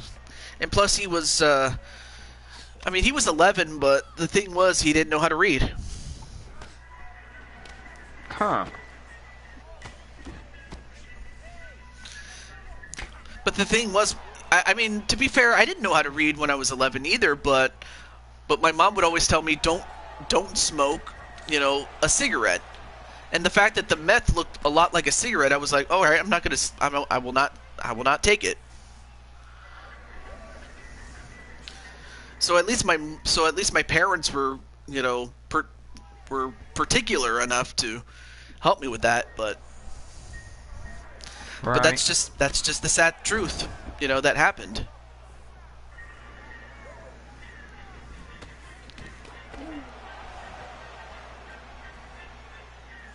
And then JW was like, I would be like a rock character. Huh? Anyway. Slipping ball. Hey, iKid! Alright. Well, I'd like to introduce another old friend of mine. He calls him, his name is Akeem, but he calls himself iKid. And like the 1-2-3 kid? No, as in I kid, as in I'm kidding. Kind of like a pun, but no, his name is Akeem. Okay. So I've definitely played some Among Us with iKid or Akeem. I don't know if you've ever played Among I have Us. it on my laptop. I Awesome. got it free from the Google Store. Never played it with nobody though. I'm pretty sure it could probably work if it, you know, because I know that iKid does a lot of Among Us play games, you know, with his friends. So Right. So in other words, I might invite you one day.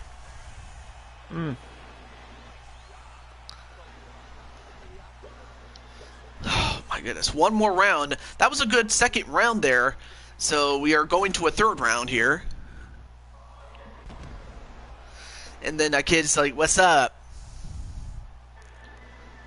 Oh, I'm sorry. He was talking to Captain Danger when he says that, because he always says, "What's that?" Got to stand up and say, "What's up?" What's up? Ooh. Now, I think that Captain Danger might have won the first round. The second round, I'm not sure. So for that reason alone, I think that Najee might want to try to finish this off.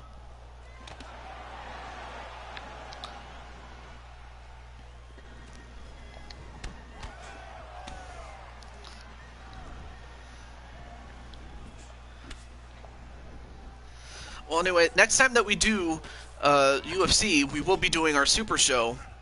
But also, in light of the fact that that the football playoffs are about to begin, I don't know if you're a football fan, Mr. Mob. I used to back in the day, but I always support the Tennessee Titans. And it's funny because they are in the playoffs and they are the AFC South champions. I gotta give it to him because you never gonna understand. Because a lot of people think the Tennessee Titans not gonna win, but you never underestimate the underdog. No, I mean they almost won it in. I forgot the name. I forgot the number, but they almost won it in the '99 season. Yeah, I know. It was either '99 or 2000. Well, it was the '99 season, but the Super Bowl took place in 2000. Okay. So that's why I had to preface that. It was for the '99 season. Oh, okay. It's just I'm not that good with numbers, except for like the early Super Bowls or the later ones. And it's always those Roman numbers. You have to Google it. Mm-hmm. With a 2,000-yard rusher. Yeah, they have a 2,000-yard rusher in Derrick Henry. And you know what? Speaking of football, is there any interest in, getting into me NFL Madden series? Because I always do that. If I had the game, I'd probably do it, but I don't know. Well, no, more like, you know how I do created fighters? I could do the same thing with creative players. That's what I mean. Oh, if you want to put me in there, go for it. Yeah, I'll have to ask a couple of other people, like NBA and John, who I do have on the list. I just haven't made them yet. Right.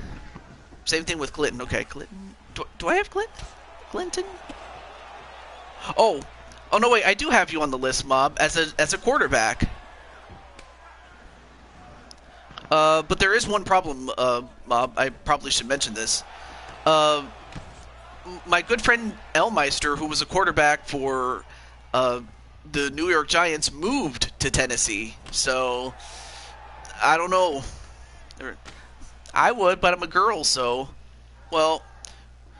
Oh, that's right. I forgot. You don't have your man anymore. But then again, you didn't need him. I was talking to Candy about that one. You're fine. But, well, if you couldn't play quarterback, what other position would you play? I'd probably play defensive. Okay, let's see. I have... I'm a very big man. Tennessee Titans. Tennessee. Looking for... I can see it, definitely. Because so far Tennessee has two, players in the form of Elmeister and Tanman, so... And those are two offensive players, so definitely a defensive player would help their cause, though. Okay.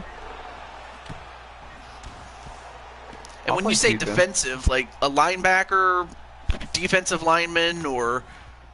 Probably a linebacker. That's... Alright. And as for which one, I'll just put you in the one where they have the least of. Alright. And then Candy's like, I do have a brother, though, and a sister. But anyway.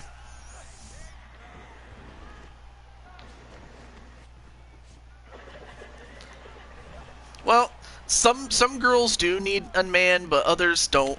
So it really just depends on the woman in question. I mean, this isn't the 1980s or earlier. You know, a lot of these women have become independent. Pressure. Yeah, that's true. Ooh, big shot to Captain Danger, and even though that didn't knock him out, that might have given the round to Najee. So this could come down to who won round 2. So that was an incredible fight, though, and it's going to go to the judge's decision there. But anyway, thank you so much, Mott, for the talk. I appreciate that. No problem, dude. I'm always here for fun. I mean, of course, there would be other questions, but I might want to save that for a talk series show. But anyway.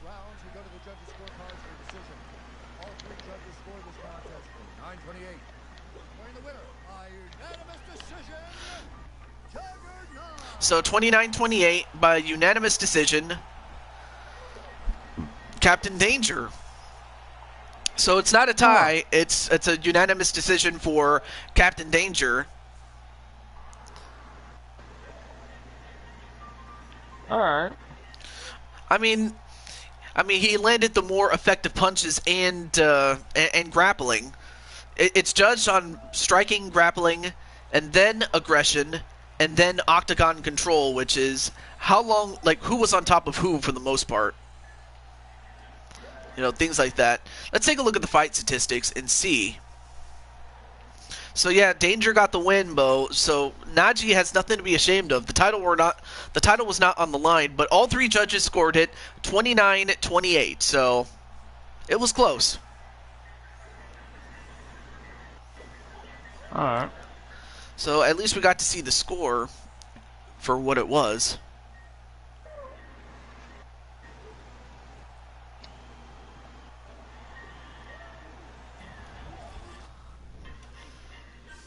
Incredible.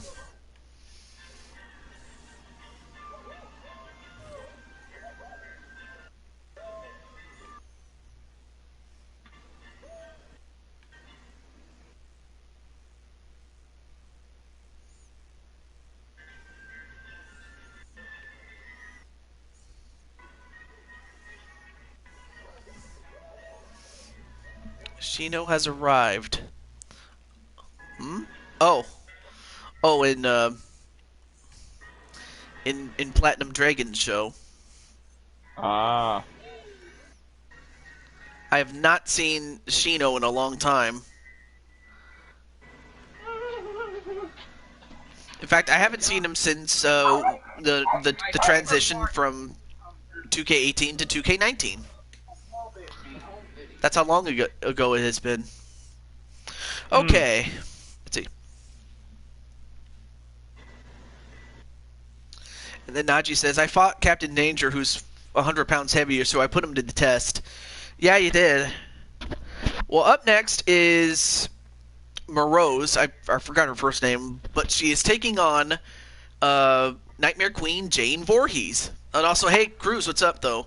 Well, you're just in time for the final 4 fights, so there's that. But anyway, so yeah, your sis is up. So, any thoughts on your sis? I gotta go with Jane. You gotta win. If she doesn't win, well, she's gonna be disappointed. All right. Oh, I almost forgot to mention that Woody is improved to 8-1, and Najee is at 4-3. So. Okay. I forgot to mention that. Been busy with work and a kid. Well, that's natural, And then Cole says Voorhees is going to knock her out. Well, we'll see what happens as we continue. Oh, shoot. I forgot to let... I don't even know if Queen's in... I think Queen is in here, is she? She's here. I think she's doing something. All right. I'll just let her know. She disappeared while we were playing.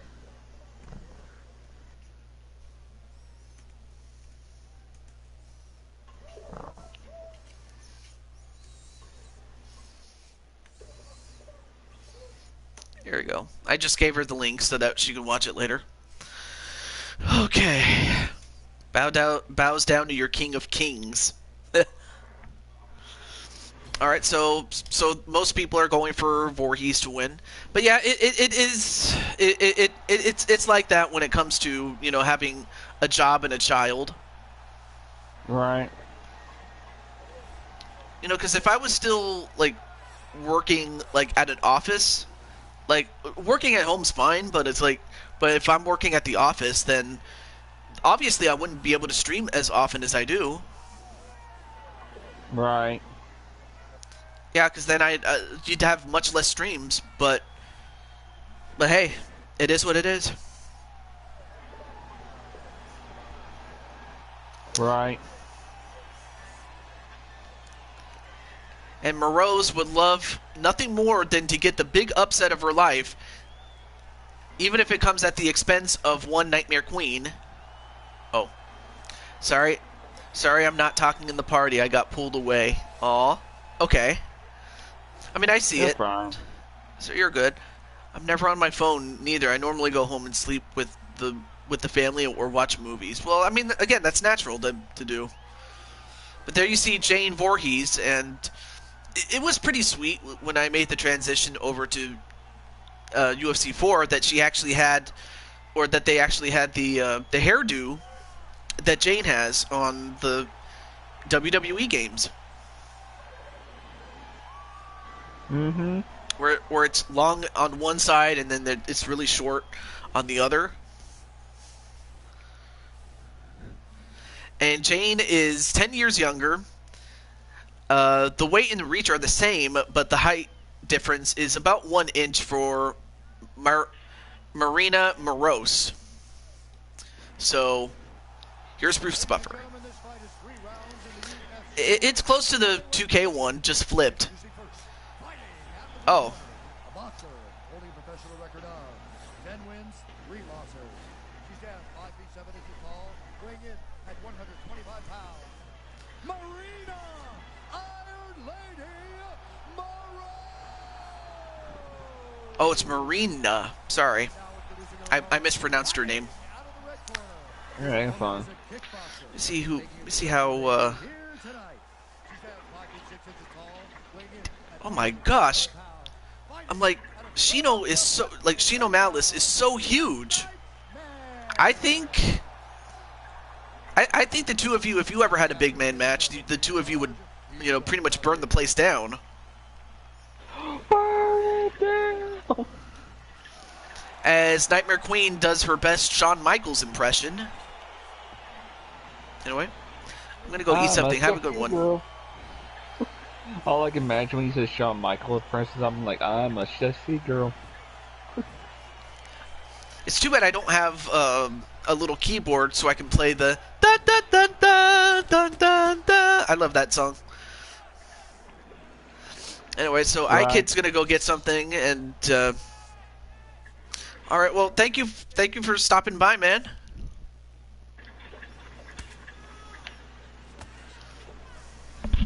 So Voorhees coming off her successful program against Minnie Morgan, where even though Minnie won twice in a row just to get the shot at Jane and the flyweight championship, when the championship was on the line, Jane was able to finally put it to rest.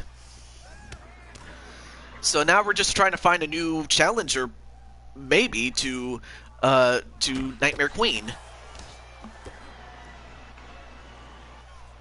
So that's the stage that we're at when it comes to Nightmare Queen, because right now she is the champ. So it's like we're trying to find new people to see who would give her a challenge.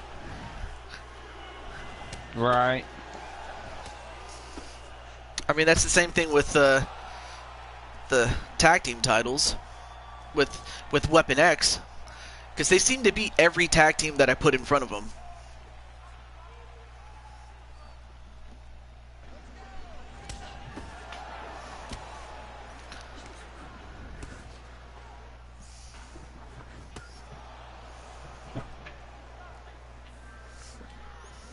About his hand?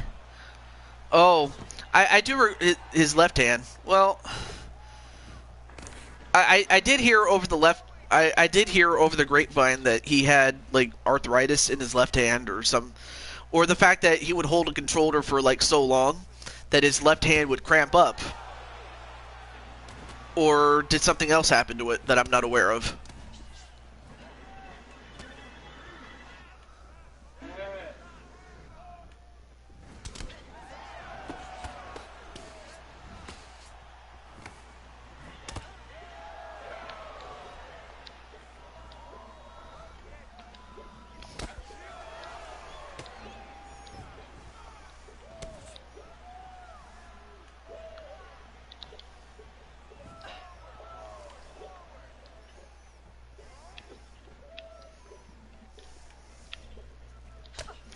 Yeah, so he's getting surgery on it on Tuesday next week. So, yeah, you know, I know that myself and PPF might have had our differences. Like I never said anything to him, and he never really said anything to me, but it just left a bad taste in my mouth with, what happened in the fallout. And I didn't want to get involved, so it's like... Anyway. Alright, I understand that.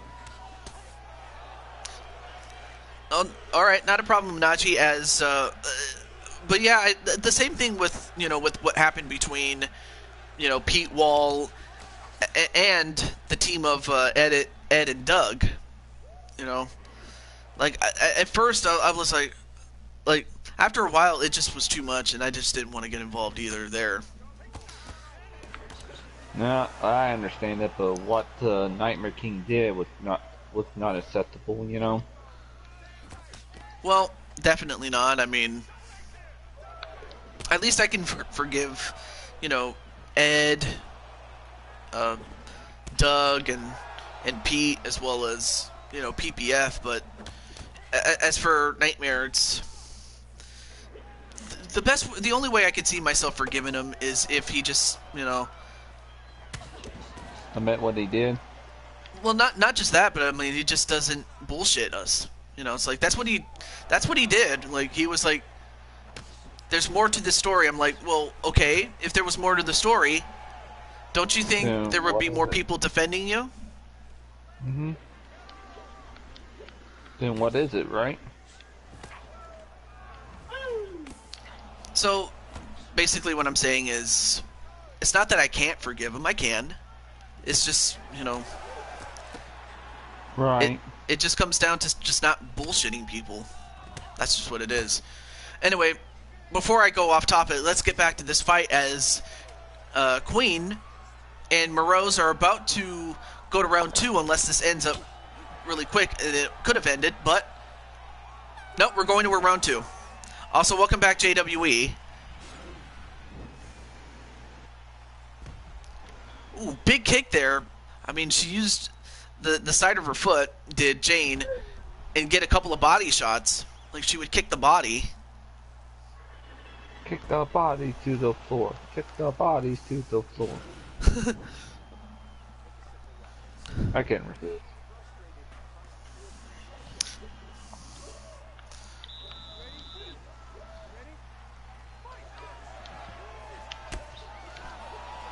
Nice spinning back kick there onto Morose.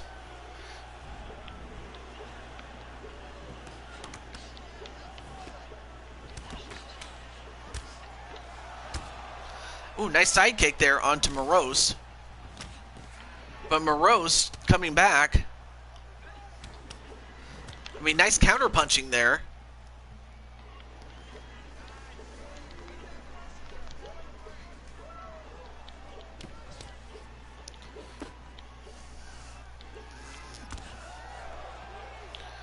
Mr. P era likes bragging about how the Decade beat SWO every time.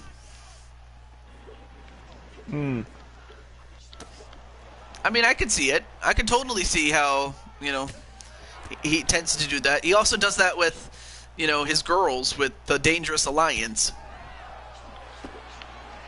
Oh, nice kick too. Yeah.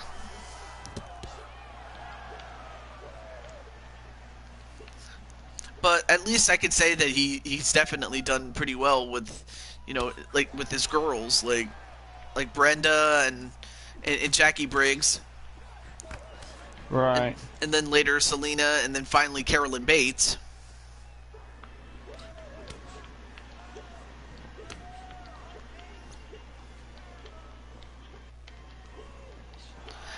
Nice spinning kick there.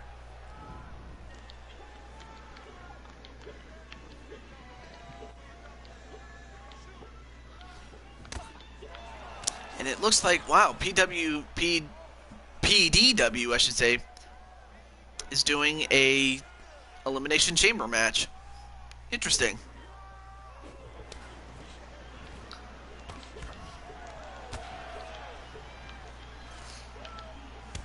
Because I think you meant to say said Decade versus Bullet Club, then he said that they can beat Bullet Club. Oh.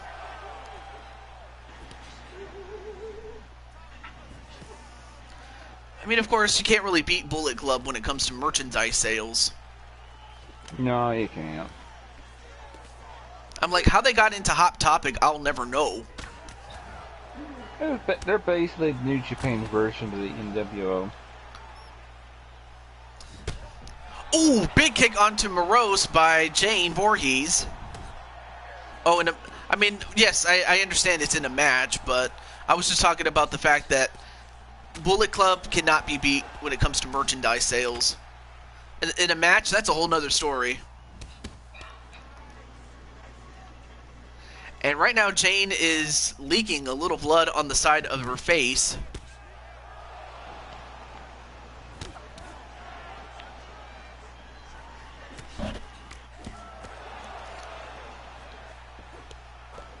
And so far, Morose has, pushed Jane to the limit.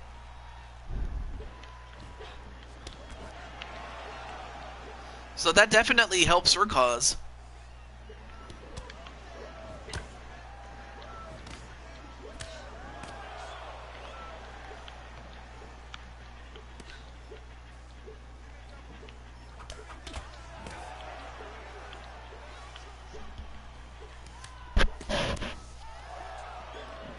Yeah, I mean, of course, the one in AEW is the Elite, and then WWE is like the Balor Club.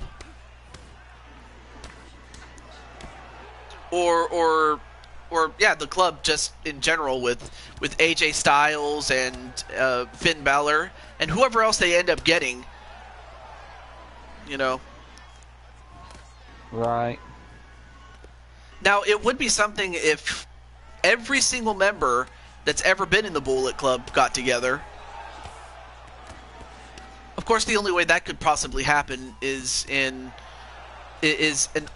All-In 2. Not to be confused with All Out. Yeah. Oh, and they'll also add Adam Cole to that, with Balor and Styles.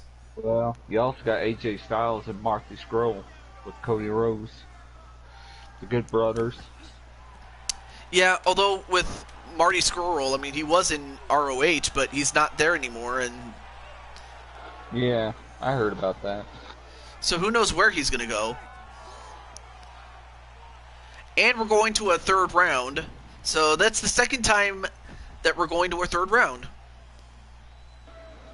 I mean, the fights just seem to get longer as the night goes on. Yeah, I agree with that. It seems like it.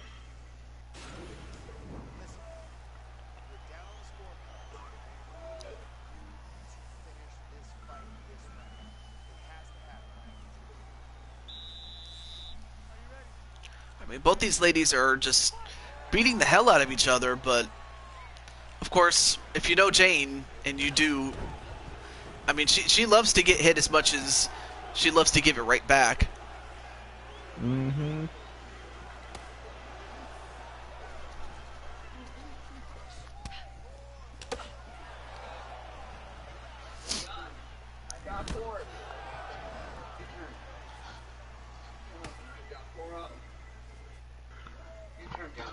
You got 4 of them. Oh, nice kick to Morose to take her down, but Morose gets up relatively quick. Look at him. Look at Barnes. He's wearing a scarf. You know, camera. He was weird. Isn't it? He's weird. He was following the plane.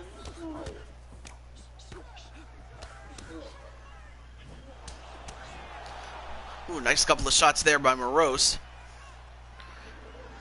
And then Captain's saying Marty's coming to the WWE. He could, but... And Morose, whoa, nice takedown onto Nightmare Queen.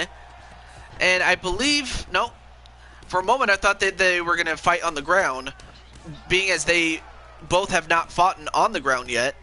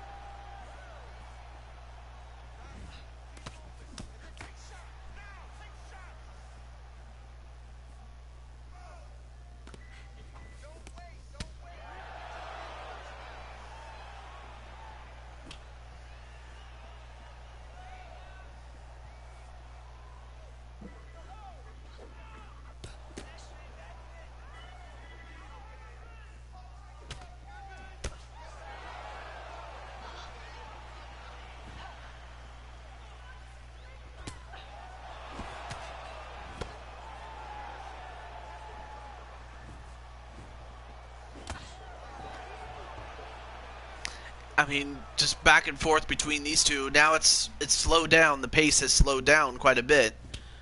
Oh, yeah. Oh, although nice counter kicking there by Voorhees.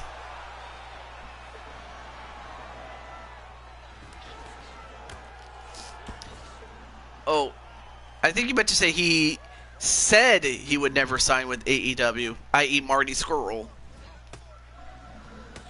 Well, you know, never say never until it's over, but... Although, I don't know if... Part of me doesn't want him to go to WWE, mainly for the fact that they'll just probably mess him up. But on the other hand, because he's already a made man, and WWE is you know, starved for stars, I'm pretty sure they'll probably treat him right. Just because they have low ratings and they need all the help they can get. That's true. I mean, that's what they were counting on when, you know, what's his face? Kenny Omega was on his way out of New Japan. But of course, then AEW happened and we all know the rest. And also, welcome back, Candy.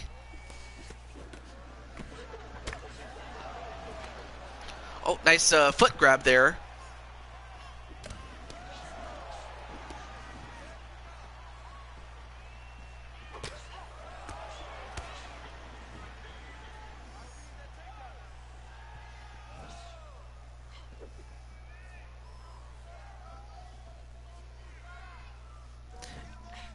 And then Clinton says AJ needs to win the tag titles.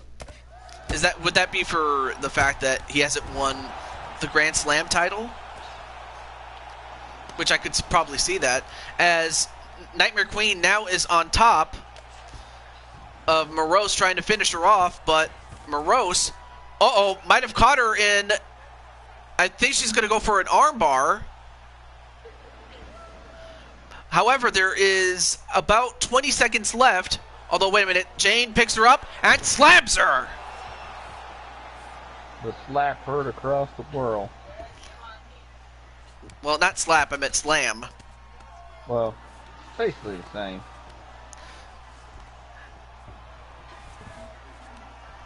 All right, well, they get back on the feet, but that's the end of the round and the end of the fight. So now it's another fight that goes to the judge's decision there. That's like, what, third one this time of the night? Second.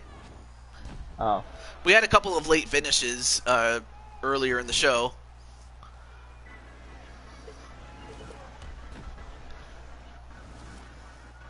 Ladies and gentlemen, after 3 rounds, we go to the I mean, heck, she even, and by she I mean Queen. Wow, so the winner by decision is Nightmare Queen. All three judges gave it 30-27, and heck, she even has a little bit of blood on her shirt. That's what OxyClean won't clean out.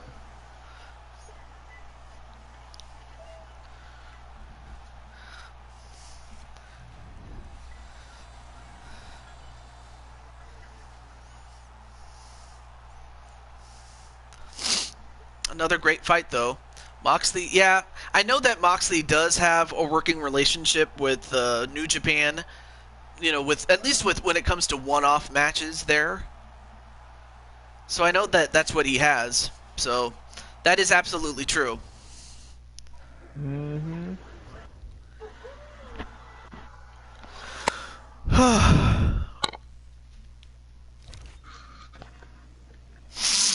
Excuse me.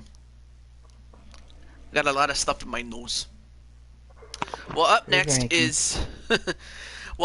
is your boy TJ Toad, aka me, against the Insane One. So let me just let Insane One know.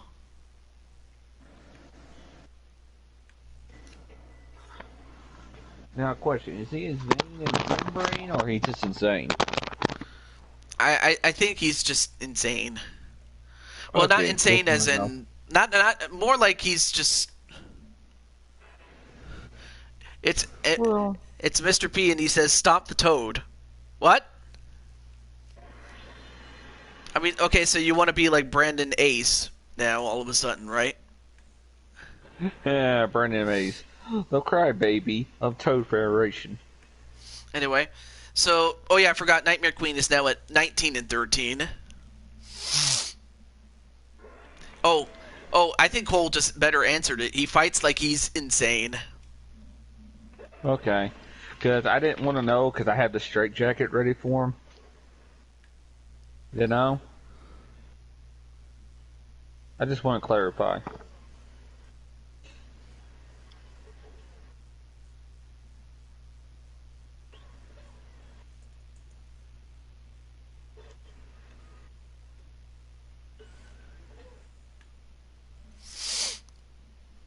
You know, I will never be a crybaby. I heard stories about you.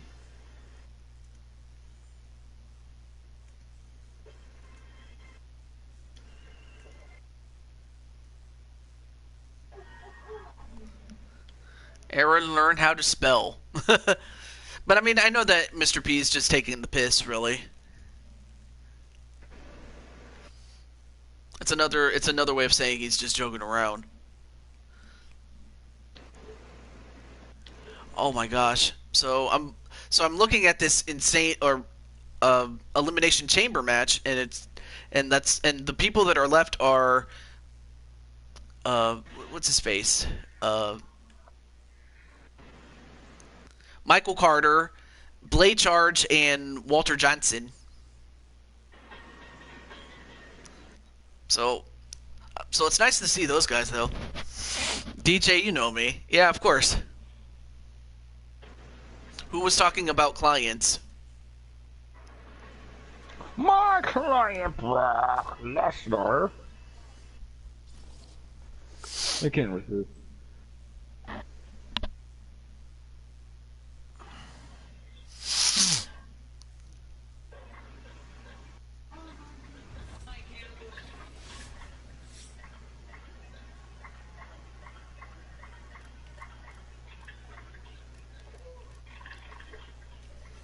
Okay. So it's going to be me against Insane One, so here we go.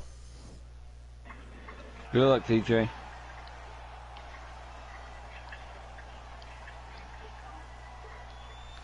I definitely want the year to be great as well. And up first... Yeah. Sorry. I think we all want this year to be better than 20. I mean, we had the worst wrestling game of 20. We had the freaking shutdown on the... We all had BS about what happened to wrestlers. You know? And not to mention that... And not to mention the fact that people thought... Or a certain line of people thought that the system was rigged. Which has turned out to be... At least legally speaking, not true.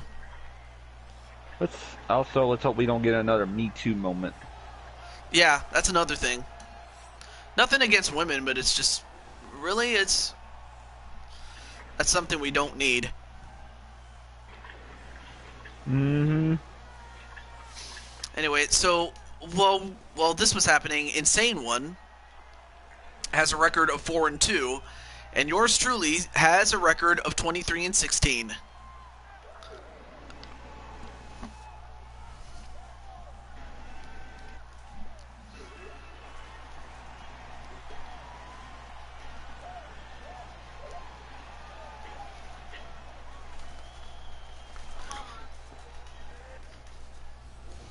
And the tail of the tape. Insane One is a bit younger, but the height and the reach and the weight go to me. Ladies and gentlemen, this fight is 3 rounds in the UFC heavyweight division. Introducing first, fighting out of the blue corner. Yeah, I almost forgot about those, but thankfully they got dealt with. And it looks like Wally and Blade Charger left.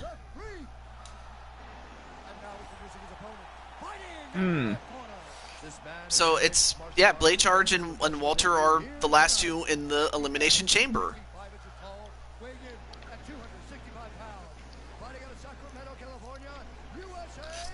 But for those watching UFC 4, yeah, there you see me in my clothes. I always change my clothes. If anything, whenever I unlock something new, usually the new clothes that I wear often go to me or my character. Right. Unless it's an improvement of what they already had. Like, I mean, for Insane One, he's got that New Day gimmick, as you see right there.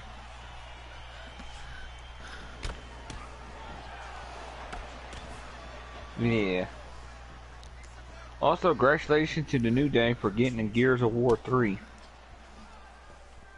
Anyway, so what I was watching, Captain, was Platinum Dragon. I'm also keeping an eye on that show.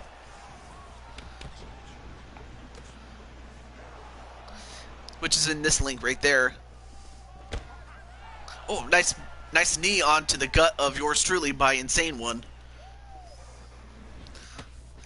But I just found it very hilarious when I was making Insane One, and then pretty much one thing led to another, and he's now in a New Day gimmick with the long tights that look like pajamas and a unicorn shirt. Right. I tried to go for a takedown, but Insane One stopped me.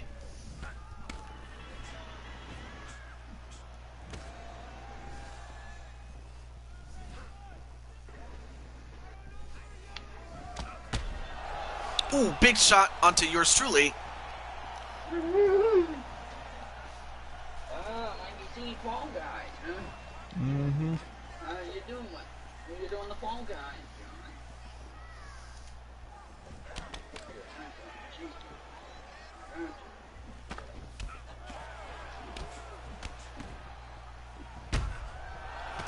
Oh, and a couple of shots onto yours truly. I'm gonna add Shifty to my... Yeah, Shifty's a cool guy.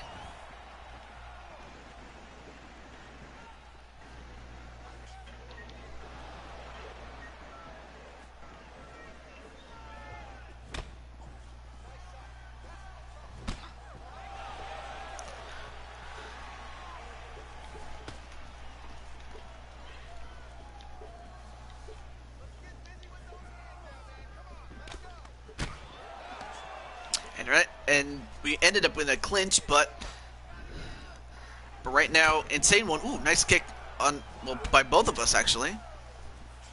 Back to this fight though. I better stay up over. And both of us just loading up on our fists there. Ooh, big kick onto yours truly. As Insane One is just trying to push the pace, but he also has to be careful not to blow his load or waste his gas.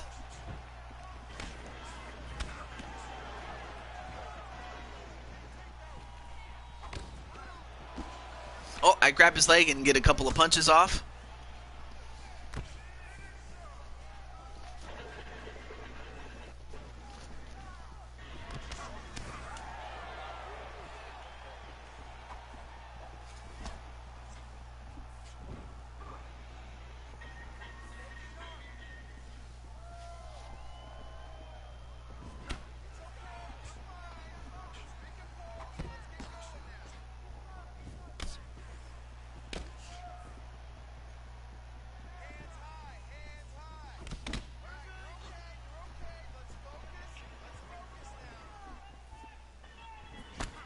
Ooh, nice overhand and a kick.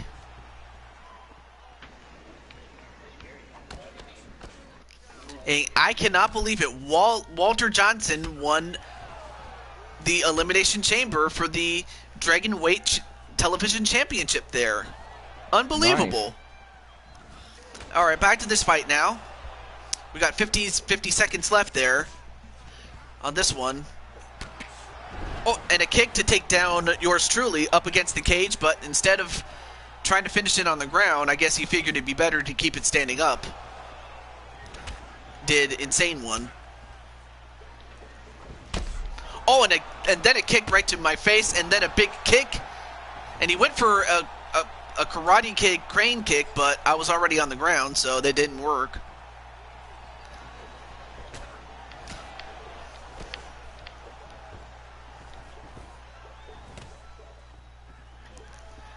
Now we got 10 seconds left.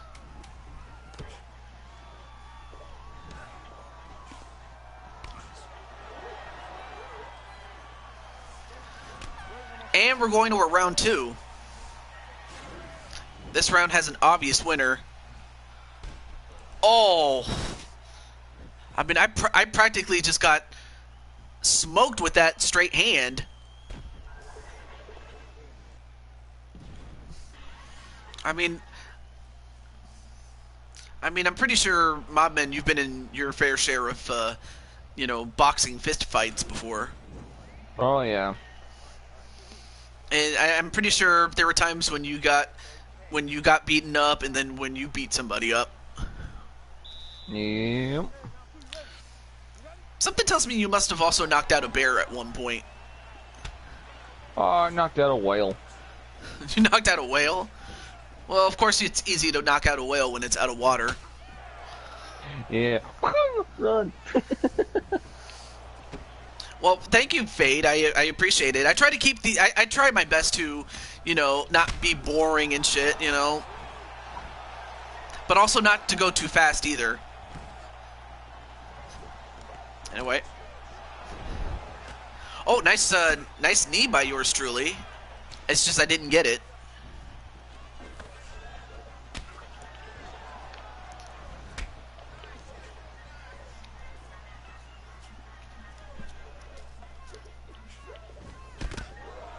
Oh, and a couple of nice sidekick there by Insane One. And in fact, ever since we transitioned into UFC 4, I mentioned before that Captain Danger only has one loss. Ever since we started UFC 4, and that one loss was against the man that you see, Insane One.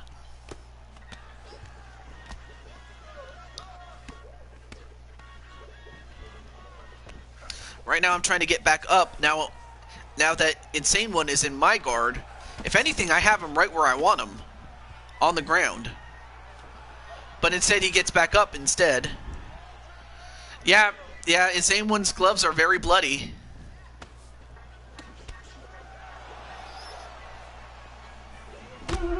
Ooh, and I got my head kicked in, but I'm still up. You gotta go to bed. Oh, okay. Well. No, I'm talking to my brother. Okay. Very simple. We're just beating the hell out of each other, Fade. That was until I just got my head kicked in. Look at the angle of my leg. It's like what happens when you're cow tipping. When a cow gets tipped over, its legs stiffen up. And now Insane One thinks he's a bunny now. Look at that. Boom!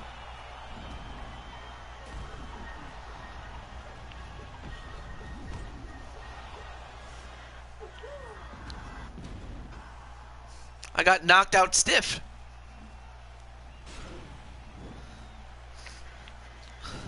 Ladies and gentlemen, referee Dan I mean, I'm just getting my head kicked in. That's what's happening. at 2 minutes of round number 2.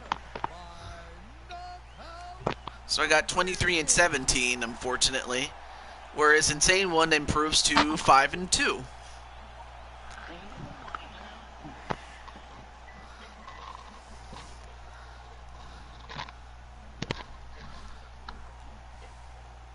Yeah, finger mine.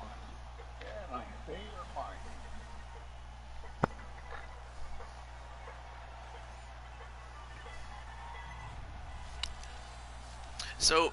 So, and Mr. P says, Aaron, why do you continue to talk smack about me? I came here to support TJ. Well, yeah, I mean, I want people to watch. But yeah, Aaron, if you have a problem with him, just don't talk with Mr. P. Just focus on everyone else, though. I mean, I seem to, like, I also have that same problem with, like, when it comes to Cuevas and Mr. P. I'm like, well, I don't know why it is that people have problems with Mr. P. I don't know. Well, I always thought he was good. I mean, it's easy to see why people would have a problem with, well, our the former king. Lest I say more about it, but well, up next is Feck against Cuevas.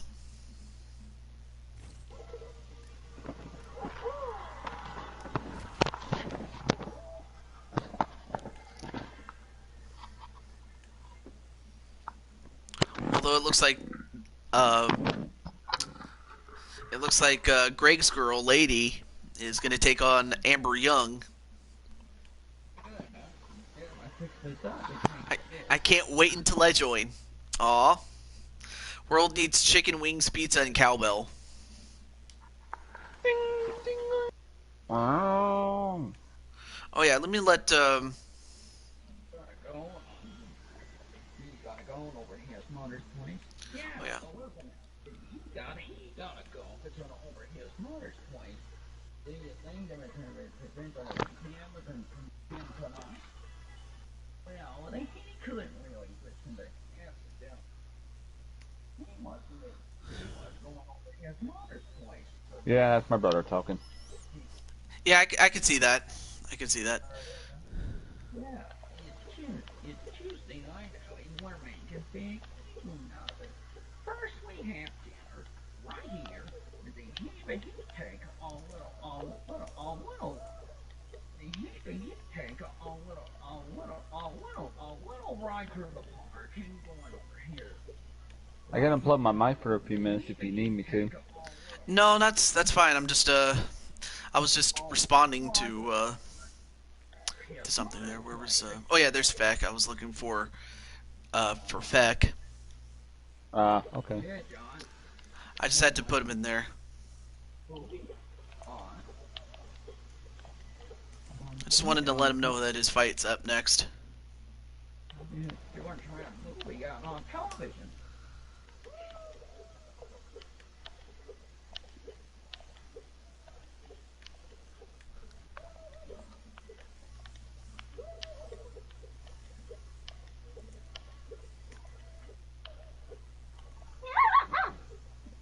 No. Try that again.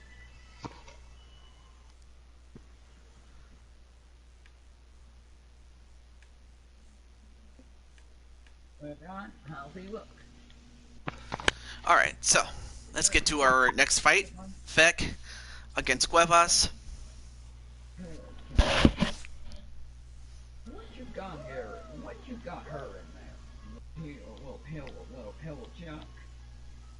Well, you didn't leave it nervous. Well, you didn't nerve judgment. Just one time, well, you didn't serve. Just one time, well, you didn't serve judgment. Alright, there we go.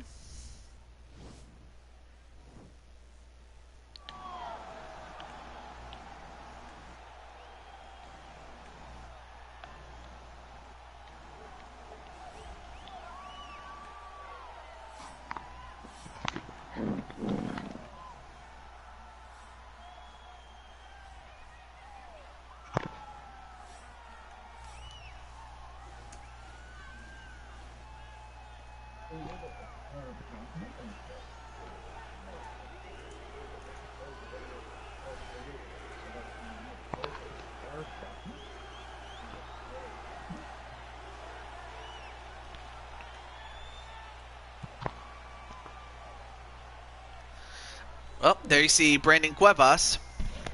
Some people are saying Feck will win, as Feck is the longest reigning heavyweight champion. In fact, he's approaching 2 years as champion uninterrupted. That says a lot. Oh, yeah.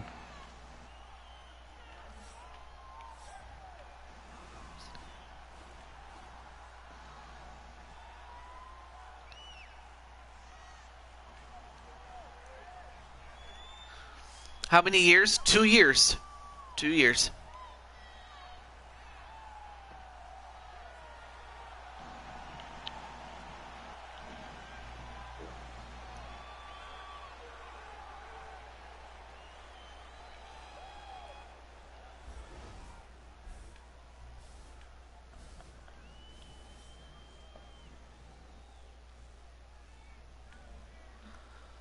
Yeah, pretty much the fader of this game. Ladies and gentlemen, this fight is 3 rounds in the UFC heavyweight division. Introducing first, fighting out of the blue corner. This man is a kickboxer, making his professional debut here tonight. He stands 5 feet 10 inches tall, weighing in at 200 pounds. Fighting out of Hoboken, New Jersey, the Enforcer. And now introducing his opponent, fighting out of the red corner. This man is a jiu-jitsu fighter, making his professional debut here tonight. He stands 5 feet 10 inches tall, weighing in at 221 pounds. Fighting out of Montreal, Quebec, Canada, the King! And with the action begins, the referee in charge, Robert D.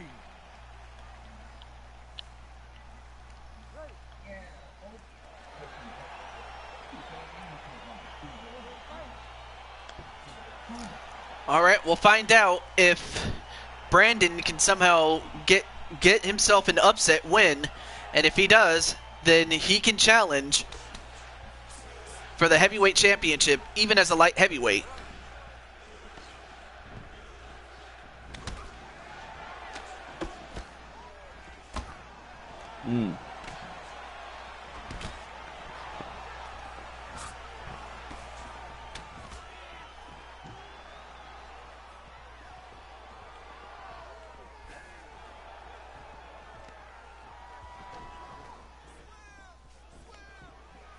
How's Mangy like those? Pizza bite. They look like pizza, man. How's Mangy like those? Pizza bite. They look like pizza. How do you like the pizza?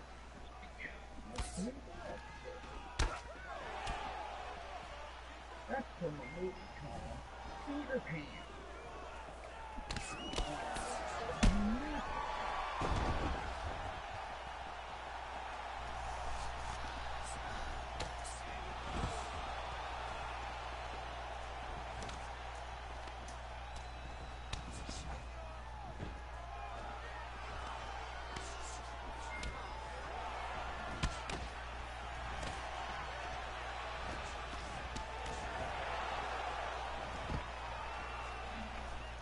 And Najee, of course, going for Brandon. Sorry if I'm not talking very much. Something happened on my Twitter. You're fine.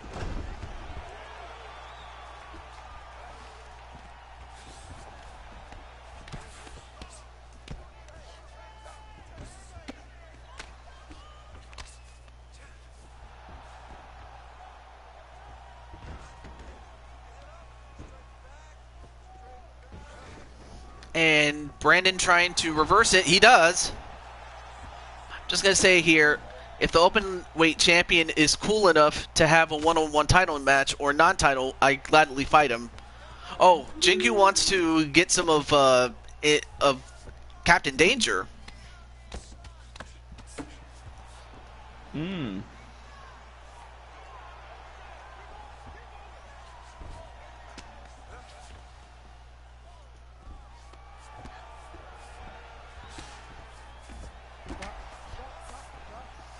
And it looks like it looks like Herb Dean is going to stand them both up.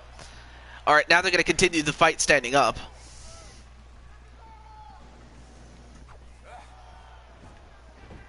There we go.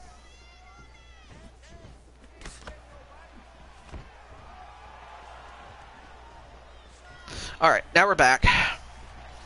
Okay. So we'll find out what Captain Danger is going to say. I don't know if he's still here or if he left because of Mr. P, but and not that it's Mr. P's fault. It's just look. I mean, I totally get it. Like beefs and whatnot. With like. Jose and Kyle have their beef. I mean, I don't know whether you've had too many beefs with people, Mr. Mob, but I get it. I don't really do beef. I know, but you totally understand, what happens when you have a beef with two people, when especially if they're on your show. Yeah. So I can understand if Mr. So I mean I'm hoping that at some point that beef gets squashed between Mr. P and Captain Danger.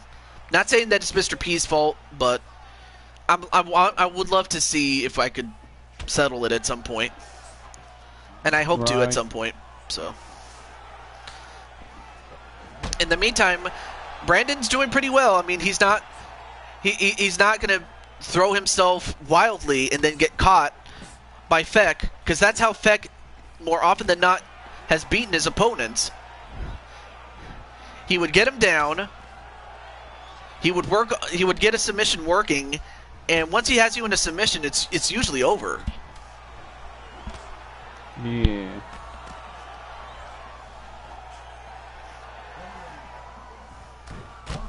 Oh, nice couple of punches and kicks at the end, but that's going to do it for round one. I'll tell you one thing, these fights have gone on for quite a while. They just seem to get better in quality, or in some cases quantity, as we progress, but that was a good series of kicks there, and I think that might have won Brandon Cuevas the round. I almost said Brandon Ace, but that's a different Brandon altogether.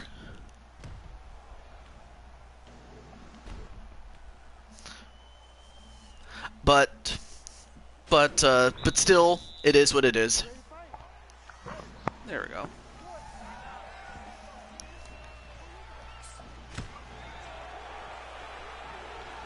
Alright, I'm gonna get off for now.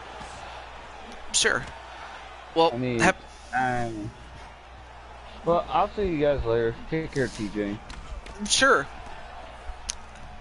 Have a good night, my friend. You too.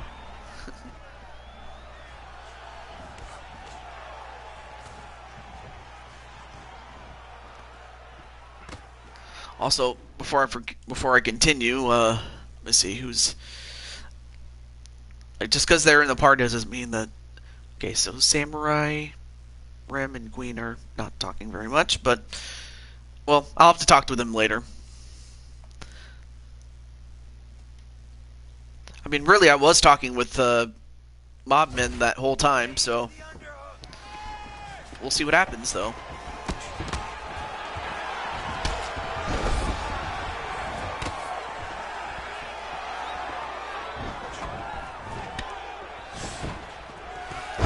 Oh, a nice takedown, and he's got himself a submission.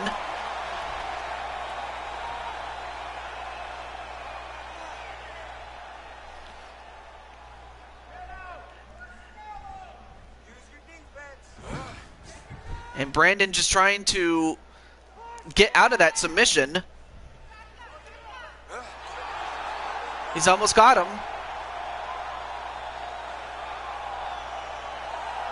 But unfortunately, he cannot get out. It just seems that Feck is always one step ahead of him. And as a result, he is still well, I don't want to say he's unbeaten because he has been beat before, but he now goes to 35-5. The last time he lost was against Insane One. But it just goes to show how difficult it is to beat him. And like I said last time, Insane One did beat him, and he did get himself a title match on the following show. But he just cannot. But for Feck, I mean, Feck just cannot be beat. When it's all on the line, he just seems to keep going. Ladies and gentlemen, referee Herb Deans called a stop to this contest at 1 minute, 16 seconds of round number 2. Declaring the winner by tap out, the King! Well, he's not championship worthy. He is a champion. He already holds the heavyweight championship.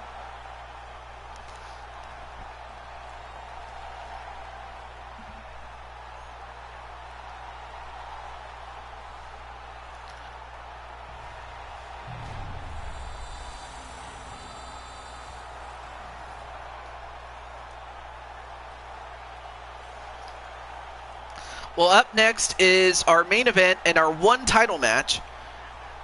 And it's between the champion, Speranza Dancy, against Nicole McQueen. And also, all right, not a problem, Candy, but do be back, because up next is our championship fight between Dancy and McQueen.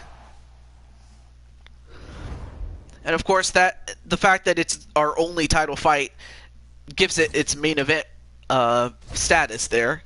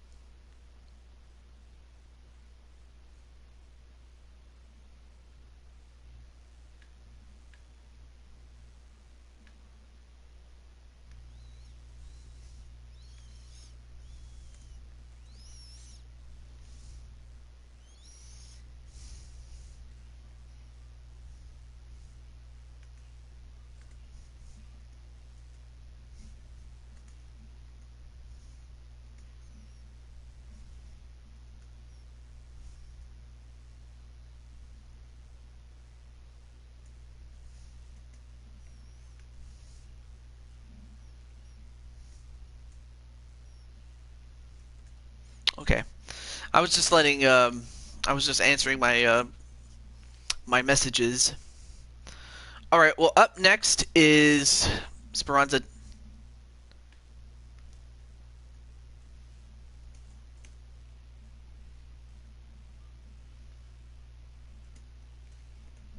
Okay.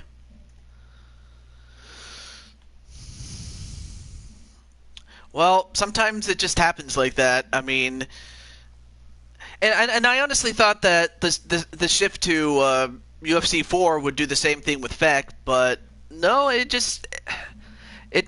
happened with you, and but it didn't, not so much for Feck, although. But then of course, but yeah, I mean that's just what happens sometimes. Okay, let me get back in that party. So, hang on a moment.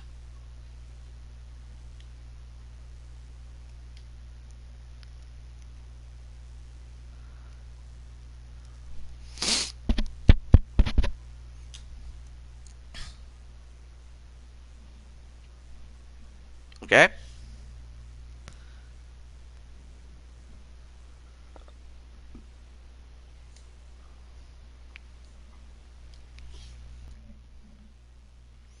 All right, welcome back, Candy.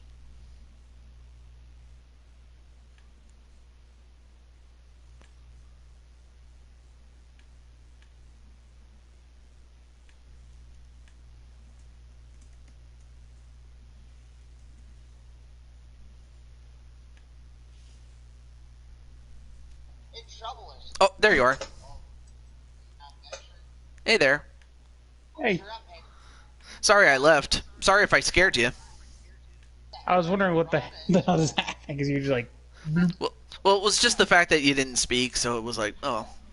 I thought you were, I like, sleeping. wasn't really talking because I was just focusing on Platinum Dragon Wrestling. Alright. Well, we're down to our main event in Speranza Danzi and Nicole McQueen, but, well,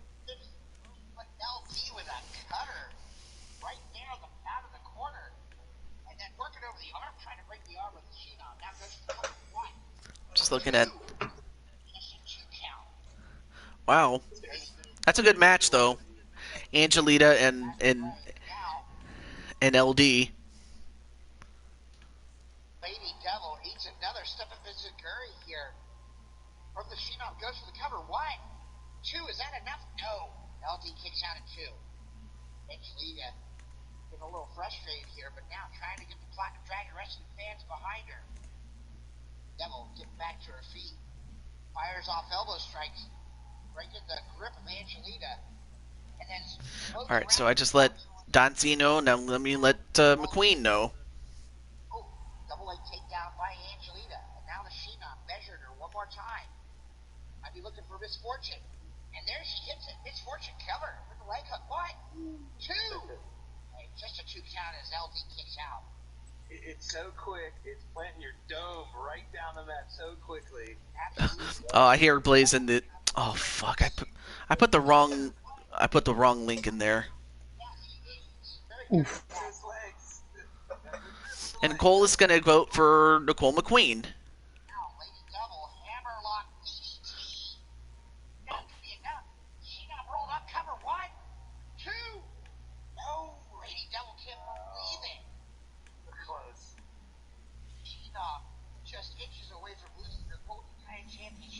And Clinton's also going for Nicole to win. Clothesline, and yet another, lead it back up, and a duck under, and a super kick takes There down we go. the champion. Alright, now let's get to it. Let's get to it. Goes for the super kick, but broke it up. Reversal by Lady Devil goes for the super kick again, and she missed. And Holy Angelita smoly. reverse tornado DDT. I get you.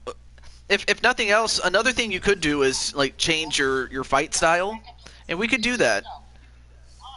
I've had a couple of people that like for example, Jose was on a losing streak, but then when he turned into a jujitsu fighter, it definitely helped him. You know, at least stop the bleeding for the time being. But here it is, the championship match between Speranza Danzi and Nicole McQueen.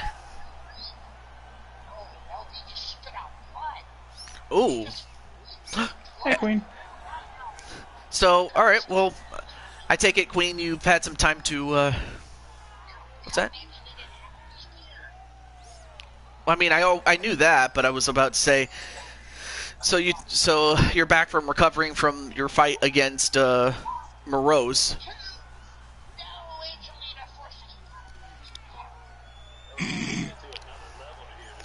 Well,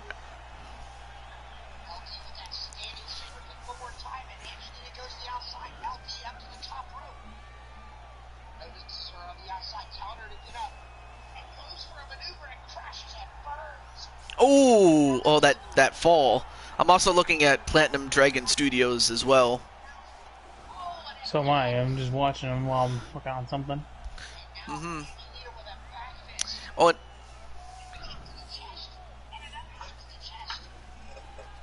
well, wait, school? Oh, I forgot. School is, for some people, are... Yeah. Like...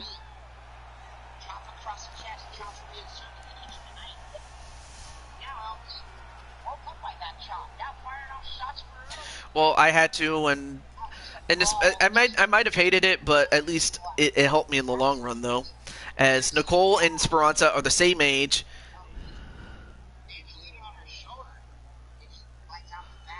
I get that, but it was made no less easier with the senior project when I was a senior. Also, welcome back, JWE. But I mean, I could see how difficult it would be. This is the moment UFC fans around the world have been waiting for. Live from the sold-out Prudential Center in Newark, New Jersey. It's time! 5 rounds for the undisputed UFC Bantamweight Championship of the world. Introducing first, fighting out of the blue corner. This woman is a Taekwondo fighter, making her professional debut here tonight. She stands 5 feet 9 inches tall, weighing in at 135 pounds. Presenting the challenger, Assassin. And now, introducing the champion, fighting out of the red corner. This woman is a jiu-jitsu fighter. I like where you walk. I like when you talk. What? That was Zach Walker who said that, but all right. Out of Philadelphia, Pennsylvania, presenting the reigning, defending, undisputed UFC Women's Bantamweight Champion of And Platinum Wrestling just clicked off for a second. And apparently Nicole McQueen's not going to is not going to touch gloves, so that could be a bad omen for her. But anyway, as you were saying, Mr. Samurai. Oh, Platinum Dragon Wrestling, I think the internet crashed on them. I just noticed that. I was like, what the hell's going on? I was like, oh yeah. I've been noticing that quite a bit with, you know, with Blaze's show. I mean, he had to do like, what, 4 parts of his New Year show?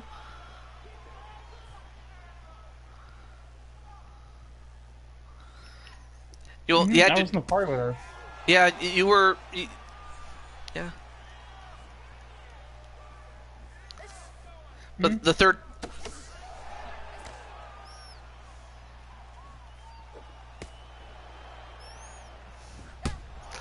Oh, big kick there onto Speranza Danzi. Sorry about that. But yeah, I hate when that happens. Definitely.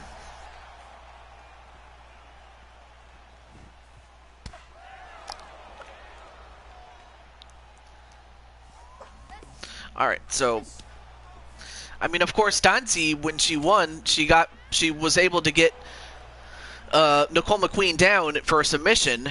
So we'll see if Nicole can keep the fight standing and get a knockout.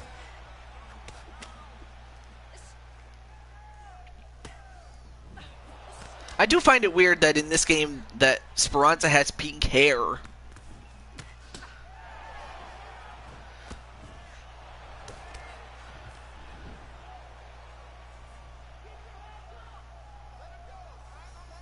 Oh yeah, they're very simple.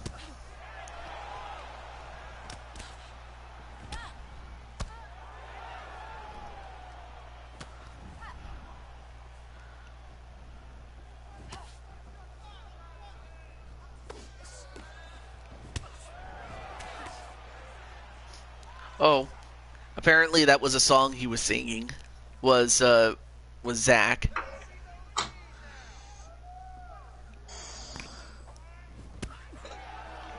Anyway, nice kick.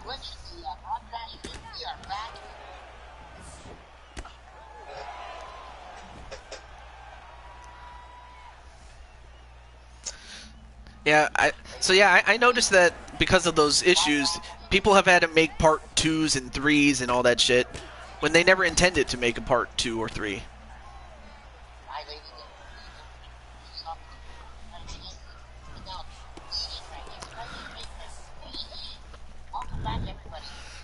I mean, the only good that comes out of it might be some people might be able to watch it in chunks instead of having to watch the whole thing. But still, I see what it was all about. And right now, both women are on the floor, but Nicole does get back up and keeps the fight back on the feet again.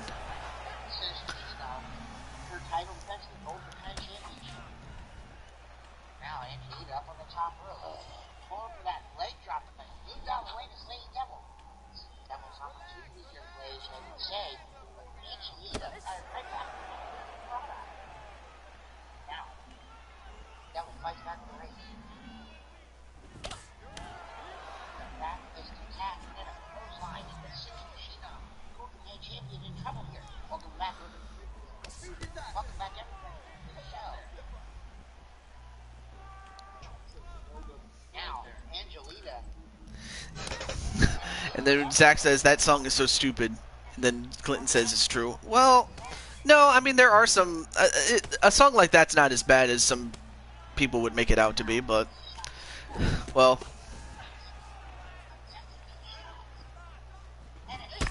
Ooh, and a spinning kick onto Speranza, and yet Speranza got up though. Sorry about that. But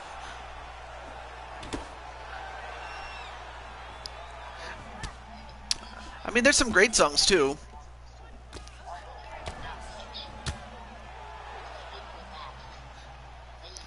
It lacks cowbell. I mean, there is that song called "Don't Fear the Reaper." I don't know if you've heard that song.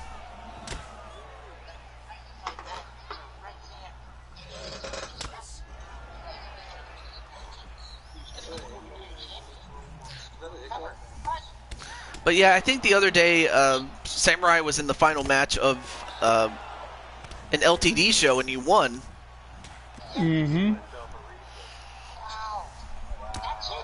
I'm like, wow, I mean, just the fact that you closed out the show with a win, I'm very proud of you. I mean, I'm also proud of Queen with the fact that she won. Very impressive battle, a very impressive victory by the Citizen Phenom, taking down the challenger. And oh, and a somewhat big cut on the part of Speranza after getting kicked in the head. Wow. What a flush kick to the head of Speranza, and how that didn't knock her out, I will not know. Unfortunately, not able to get the taken care of. The winner of the match, still Colter kind of champion. That's Sinister Sheena and Lady Nightwalker.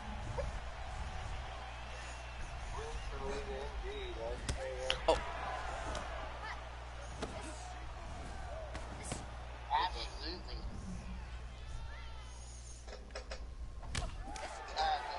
Next universe movie. This time, match was set properly before we started out. Oh, and so Angela or Angelita won that one. I didn't see that. Yep.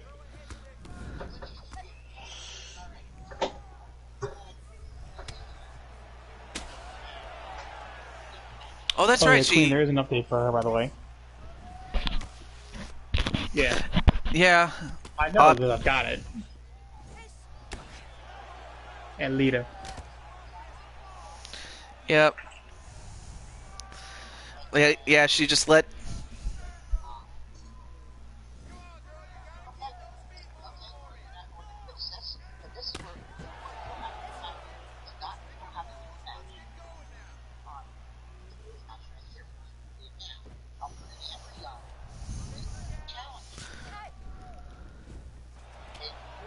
Oh, nice. Whoa, I've never seen that takedown before by Speranza. I actually have never seen it, period. That was a good takedown, but she couldn't keep her down. This fight is for the UFC Openweight Championship.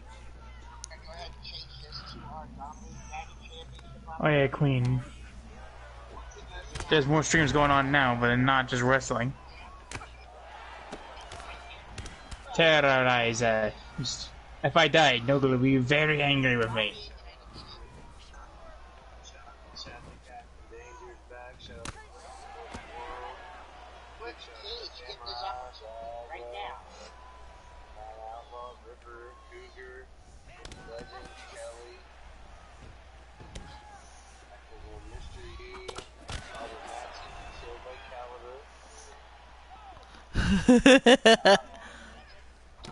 I'll have to watch that after the show, but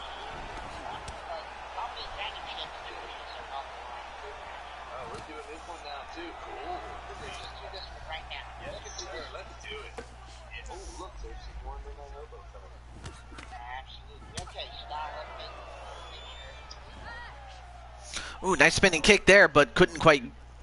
But it was far too, yeah, a little too far from. Oh my goodness! A jumping knee a la Triple H or I forget who also had a jumping knee, but a jumping knee caught Nicole McQueen flush, and the winner and still champion is Speranza Danzi. Wow! A jumping knee right on the chin, right on the money, and she goes down like a ton of bricks there. Then we have our World Championship, and of course, which is Well, as a kickboxer, you should have it. we're all set. Let's Ladies and gentlemen, referee Eve Levine has called a stop to this contest. all right. 2 minutes, 45 seconds of round Oh, number 2. a combination of Triple H and Seth Rollins with that jumping knee.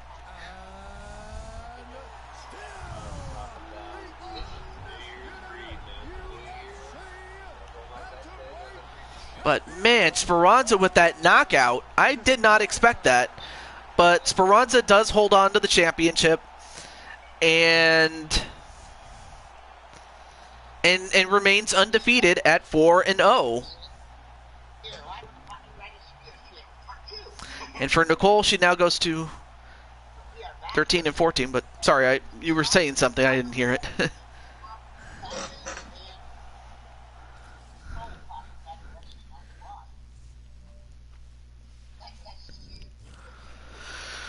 Okay, let's take a look at the performances. And in fact, wow, Nachi called it knockout of the night by Speranza Danzi.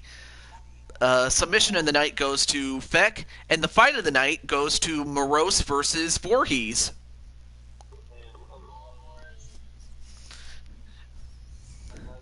I mean, a fight that probably could have went to Danger versus Firefox, but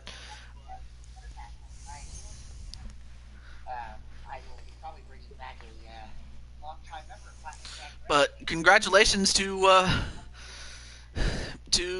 the champ, and well, that's pretty much all the championship matches that we're going to give. So next time we will be doing a super show, but oh yeah, before I forget, I believe Jinku wants a fight. Now, unfortunately, since Captain Danger's not here, and also Cole didn't have a fight either, but I highly doubt you guys want to fight each other again, given that's who you fought last time.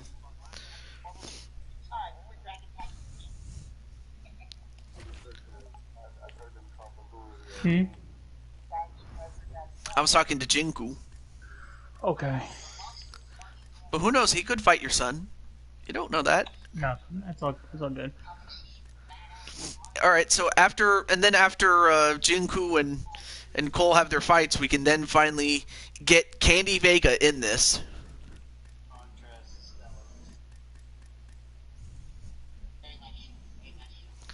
So, Oh, thanks for reminding me of something.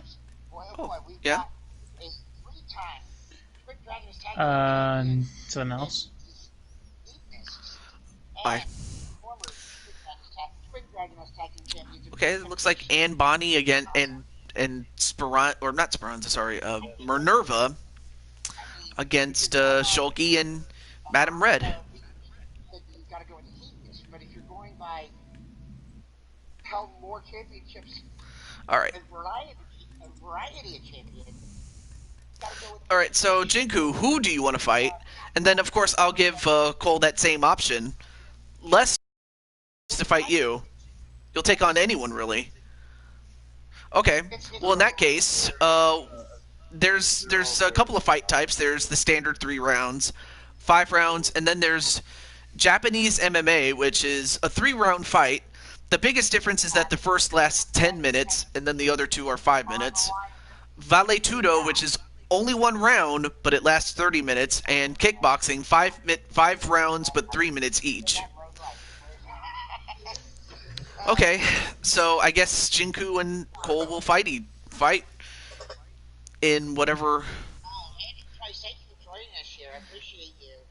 Let's make it a 5-rounder. Oh shit! All right. All right. What I'll do is okay. Okay, since Jinku is a heavyweight, I'll have you guys fight ranked heavyweight fighters.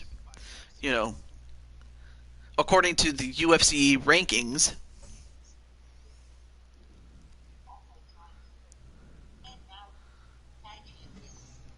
Former tag champions in the company here. Just dominating in the company since they both joined. Cash been You can't tell Candy Vega to check DMs. Oh, Candy, can you check the DMs for is it Discord? Not Twitter. Hang on, actually, I'm gonna just pop over there right now. Whatever. Okay. You'll see which account I DM their Candy. All right. So on one side you have Curtis Blades against. They are the Twin Dragoness Tag Team Champions, the Heatheness. Against Jinku. Heatheness. All right, and then we'll have Cole, and he's gonna and by the way, Curtis Blades is ranked second in the heavyweight ranks when it comes to IRL ranks of UFC. And for some reason, the glitch of there's a glitch where he's a silhouette and not. That's weird.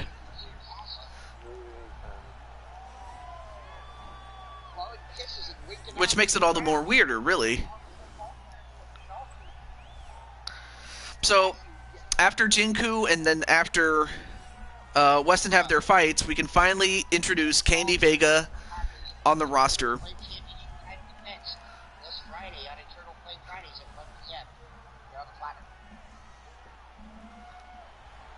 Uh-oh, don't... I'm looking at Platinum Dragon.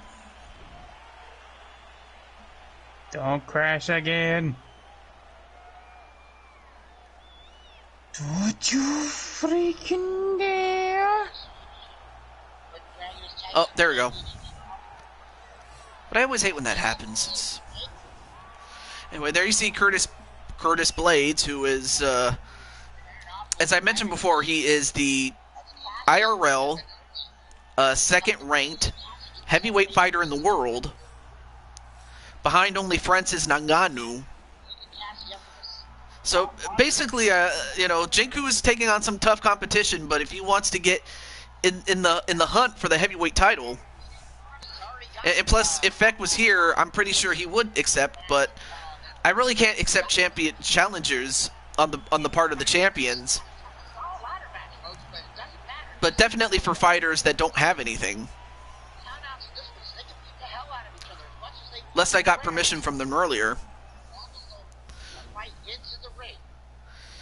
And of course, the silhouette glitch happened again. Anyway, both men are 29 years old, but the height, the weight, and the reach go to Curtis Blades. On gloves was unsuccessful. Now trying to grab and become one half of the Twin Dragoness Tag Team Champions here. Ladies and gentlemen, this is the main taken off by Ann Bonnie. And when the action begins, our referee Cassie Minerva continuing to fight alongside by the Argentinian announce table. This is the moment UFC fans around the world have been waiting for. Cassie in a suplex to the outside. From the center in Anaheim, California. Well, I'll just skip the entrances since this is not officially on the show, but if only because, I don't want to take too much time from Candy Vega.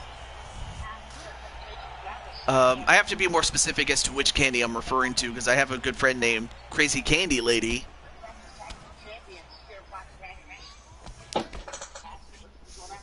Oh my gosh, like, if you ever had a chance to meet Crazy Candy Lady, she's awesome. As a friend.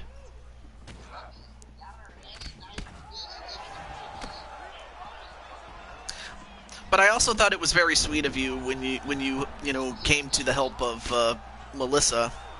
So I want to thank you for that.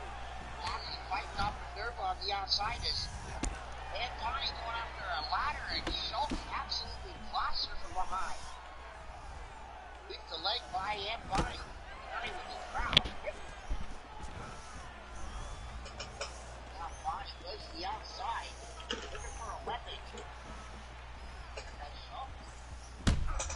Ooh, big shot onto Curtis Blades by Jinku.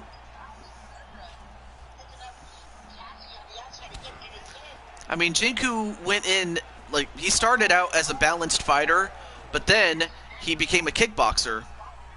So we'll see if that change to kickboxing will help him.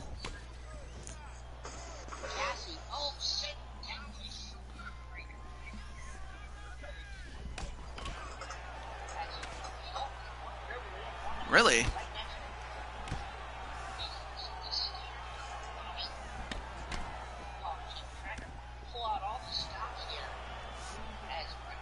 Well, at the same time, also adding your usual kicks and punches and stuff like that. And anyway, nice kick to knock down Curtis Blades, but he comes right back up. And of course, Curtis Blades himself is a wrestler, so for Jinku, he wants to keep this fight standing up.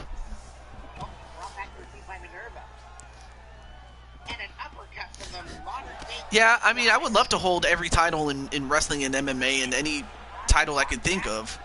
Even in sports games, really. But yeah, Kyle, by the way, your team, the Pittsburgh Penguins, have made it to you guys made it to the Eastern Conference Finals in that show. I just didn't know if you knew that.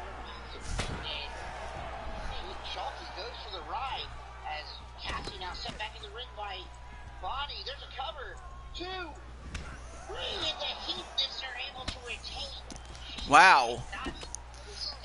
Wow, so Ann Bonnie and Minerva got the win on that one on Shifty's show. Alright, so now back to this fight as Curtis now getting on the back, and this is not what you want if you're Jinku. You don't want him on your back. Especially if he tries to go for a rear naked choke.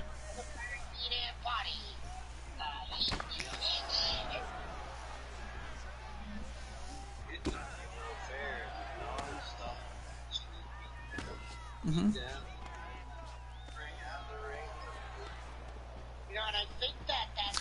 Let's see. I'm trying to. Is it Rose Namajunas?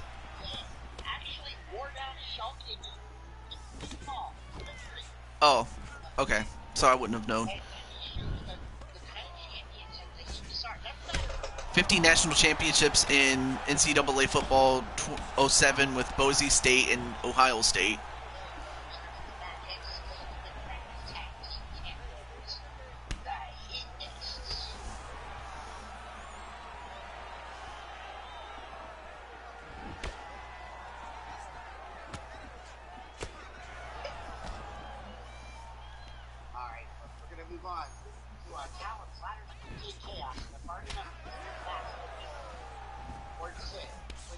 And so far, Jinku has done pretty well against Curtis, but this time he manages to defend the takedown and keep him standing and clinch him against the fence.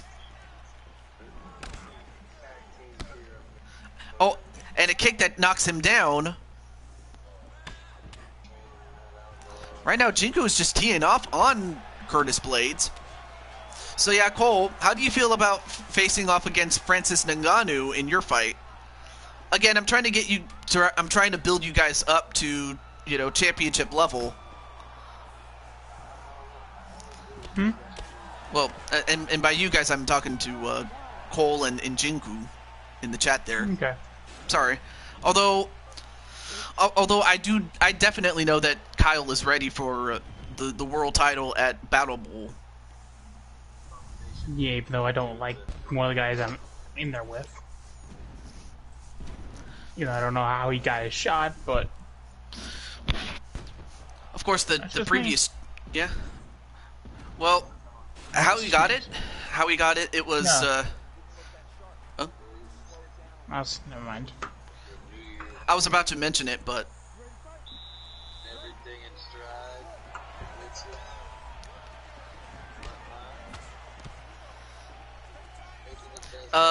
Cole's also going to fight too, as well, Miss Vega.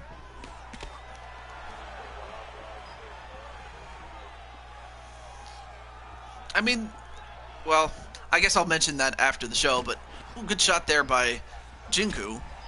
And, wow, nice, well-placed body punch onto Curtis Blades, as well as a couple of kicks to the body.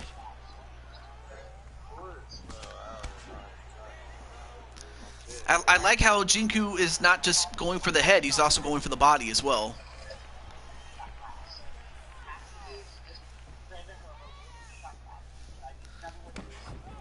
But yeah, I still remember when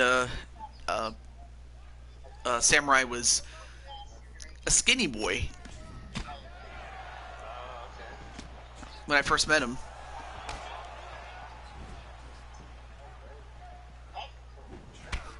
But definitely Samurai has grown. And I'm like, Samurai, what did you eat? What I eat? Yeah, or what did you do to get so big? That's my secret. I like it.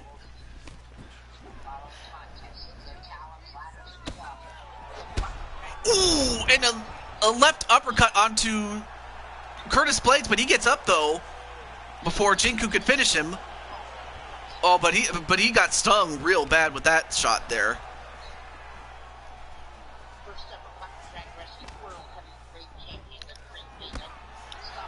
Anyway, nice knee to the body.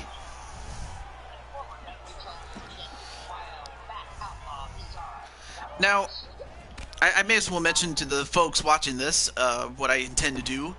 I mean, with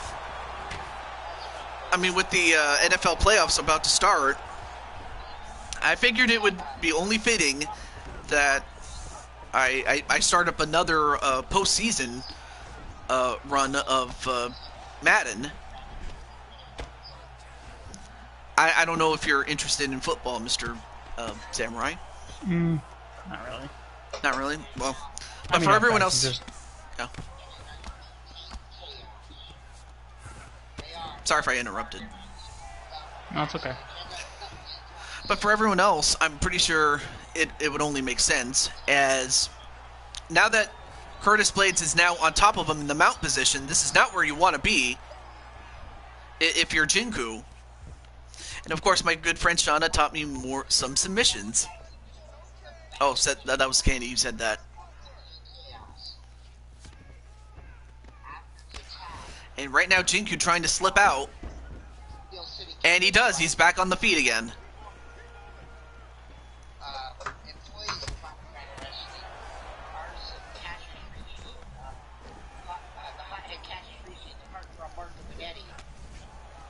Is this the last match? We still got one more, and the creation of Candy Vega. But other than that, though, if you have to go take care of something, Mr. Jose, you can. As Jinku just trying to tee off on Blades. Now he's on the back of Blades, but he's not doing anything. Okay, now they did something there. Now in the half guard.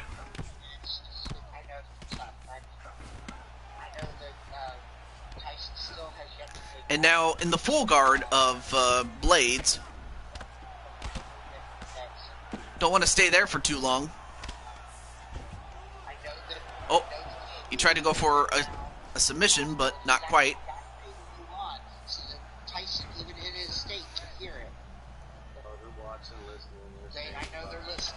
Oh, and a couple of shots right to the face and to the back of the head a little bit. Not too much, but just the side of it. Now he tries to climb the back. The last train robbers going to town on each other. Matt Outlaw and Gordon on the outside. D-Train takes down the Bastards on the inside. Doesn't matter.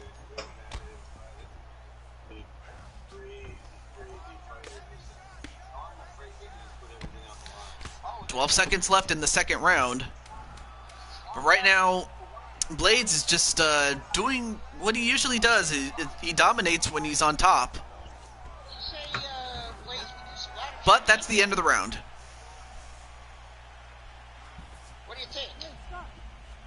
I can come up with a word. Oh my.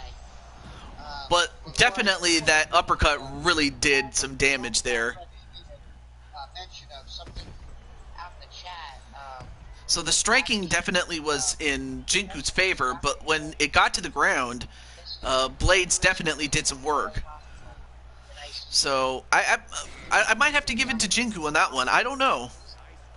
Well, that was round 2 that ended, Cole, but next is round 3. Here it is, round 3.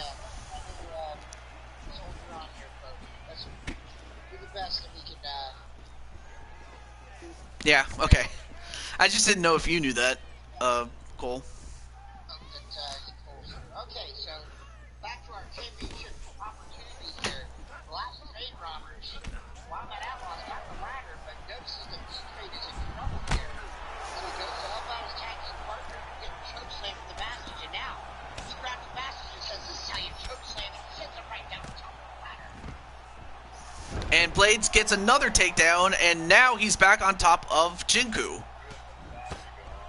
If you're Jinku, you don't want to stay on this position too long here, because Blades can somehow wear you down.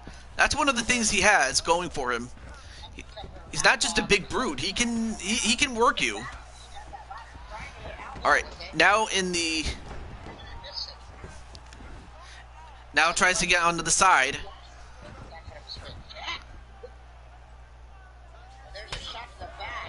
Oh, now transitions into a full guard, now into a half guard on top of Jinku.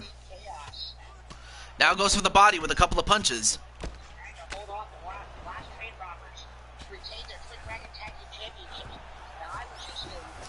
And Jinku still tries to escape, but he cannot.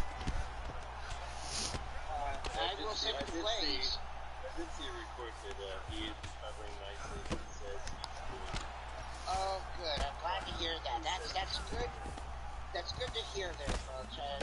Scary thought, yeah. That would be a scary thing to think about. But I'm going to go ahead and give Blaze a word in the chat. Alright, now, although Jinku does manage to get back up again. But how much did that take out of him? Now goes for a clinch. Nope. Ooh, nice counter punching there by Jinku.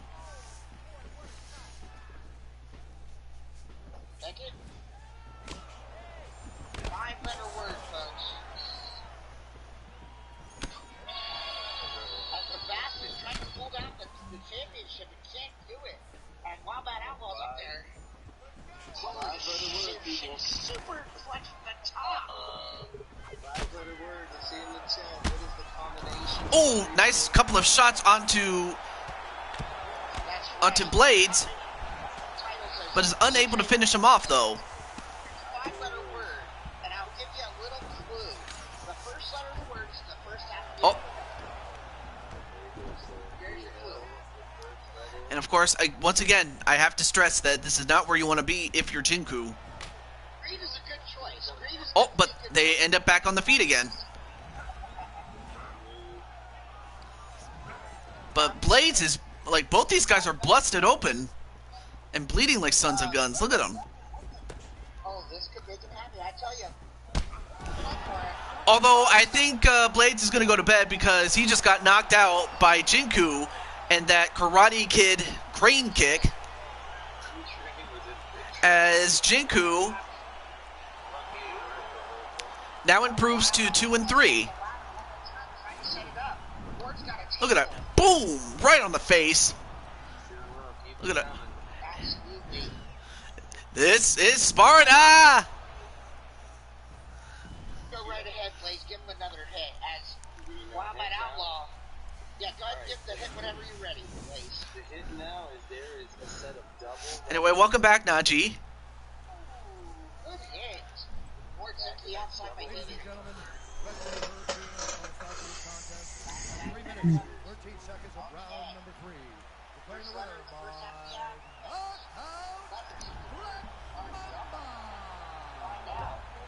5-letter word is Wildcat Outlaw. Climbed up to the top of the ladder. He's got the belt. Can he pull him down? Gordon Sid now climbing the ladder, trying to stop it. Wildcat Outlaw. Not title, not battle, not balls, not apple. good choices all, but not yet. There's a double in there, the TJ. Oh. Not Peace. And now Outlaw climbing up the ladder one more time. He's got the First letter is somewhere in the beginning of the alphabet, and then there's a double letter in there somewhere. And Bastard shoots down D-Train with a DDT on the outside, and Outlaw still pulling down the titles. And he's done it, folks. Outlaw has done it. Wow. Nice win by the last train robbers on Shifty Show, but a great win by Jinku with that what's it called? I want to call it the Karate Kid crane kick, because that was really what it was. The man the size of Jinku should not be able to do that, but he did. All right, so next is Cole. Cole, I'll ask you the same thing. The standard 3 rounds, 5 rounds, Japanese. No, of course it doesn't change the gameplay. It just changes the format of the rounds. But anyway, Japanese MMA, Vale Tudo, or kickboxing. So those are your options, and then the opponent's set for you, though. Also, I'll just go back to the Prudential Center for that one. All right. Vale Tudo. Ooh. Okay. 1 round, but it's 30 minutes, so I hope you're in great shape. I would love to think that you are. So, your opponent is Francis Ngannou.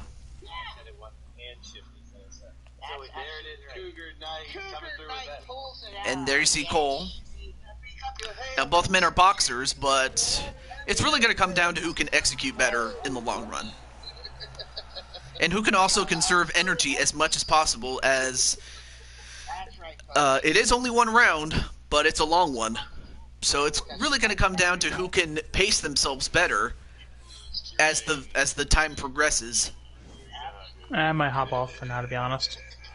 That's okay. But thank you for stopping in, Samurai. No problem. Well, I guess it's just the 2 of us, Queen. Well, either that or maybe she must have been... Either that or maybe she's sleeping or whatnot, but... Anyway, there you see Cole.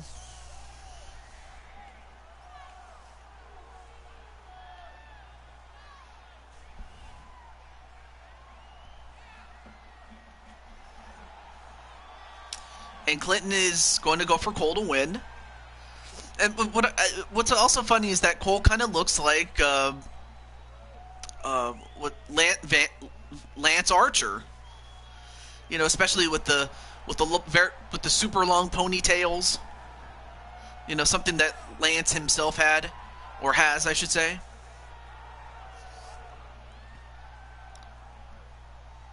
I mean, there you see Francis Ngannou, who is currently the IRL number 1 contender for the heavyweight title. I mean, the size of this man is amazing. I'm like, there aren't very many men as big as he, and yet he's so big and strong. And when he got into the sport, he wanted to get into boxing, but there weren't very many boxing promotions that were willing to take him. But then UFC came around and offered him a deal that he couldn't refuse, given that he came from a very poor country, which, I don't want to, downgrade that, but it is true. Now, both men are the same height and the same weight, but Cole is younger, but the reach goes to Ngannou, so that could be the difference here in this fight. Ladies and gentlemen, this fight is 1 round in the UFC heavyweight division. Introducing first, fighting out of the blue corner. This man is a boxer, making his professional debut here tonight. He stands 6 feet 4 inches tall, weighing in at 250 pounds. Nah, you need to stick and move, Cole. This man hits like a truck. He does. And now introducing his opponent, fighting out of the red corner. This man is a boxer, holding a professional record of 15 wins, 3 losses. He stands 6 feet 4 inches tall, weighing in at 250 pounds.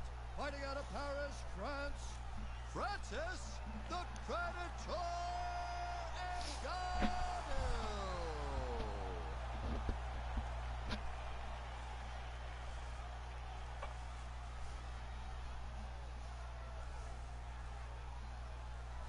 And when the action begins, our referee in charge, Dan Bergliata. You ready?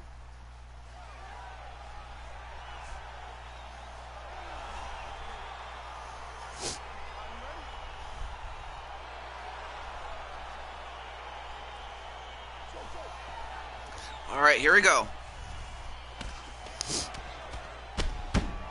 And already Ngannou just not going to waste time with Wesson. Oh, but was unable to finish Wesson. But yeah, that's an example of what can happen if he gets a hold of you. So now Wesson going to try to escape from the top mount position.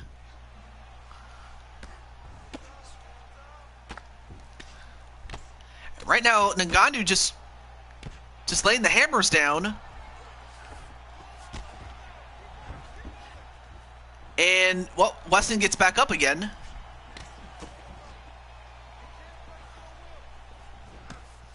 Nice kick to the body. Oh.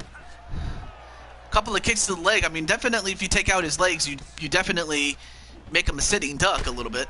Oh, big punch right to the face onto Wesson. There you see that time limit there. It really is just going to come down to who can conserve energy as best as possible.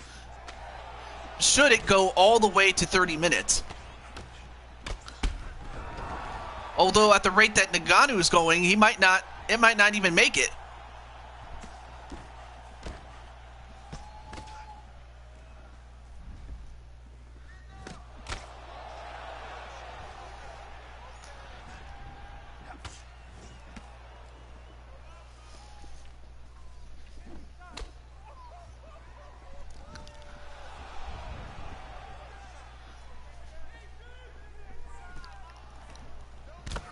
Oh, nice knee onto Ngannou. Oh, and another big shot onto Cole. And then a kick to the leg of Ngannou.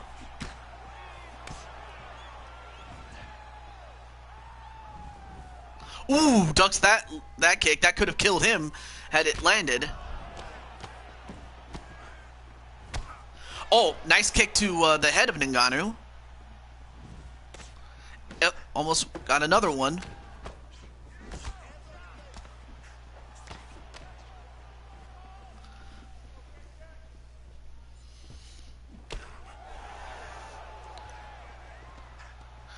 Oh, nice clinch work. Now going for a couple of knees to the body.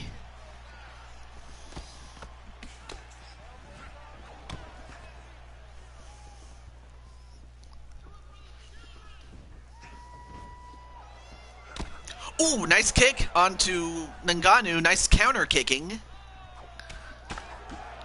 Oh, nice shots to the body. Oh, now Ngannou is the one that's down.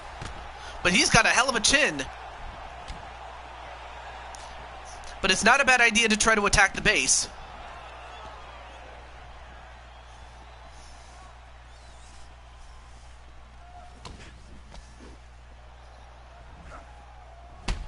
Ooh, that's a big shot there.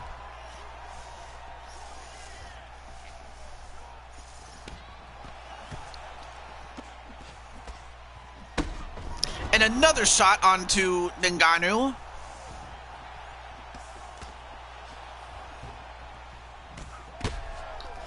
And another big shot there. Oh, nice leg grab and a couple of punches onto Ngannou.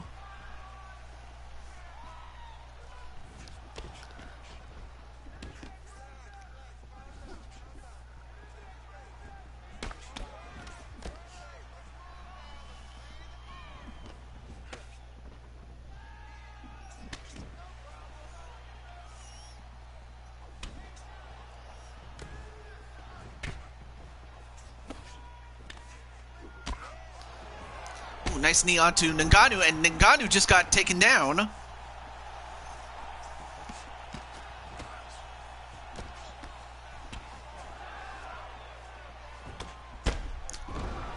Unfortunately, wow, and Ngannou, not even 5 minutes in this fight, gets the knockout of Cole. As Cole unfortunately goes to 1-1. But congratulations to Ngannou.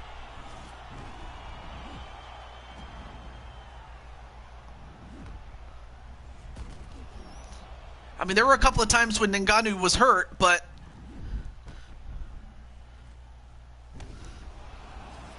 oh my gosh, look at them. He just goes down. Like Rock'em Sock'em Robots. 4 minutes, 38 seconds of the very first round. Declaring the winner by knockout, Francis the Predator Ngannou.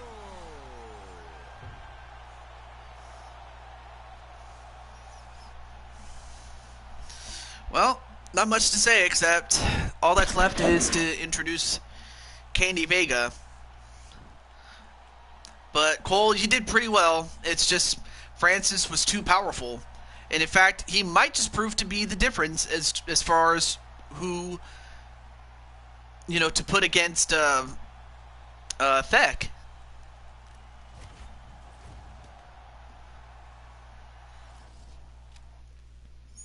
Now, of course, Candy Vega, with the fact that she won 2 games in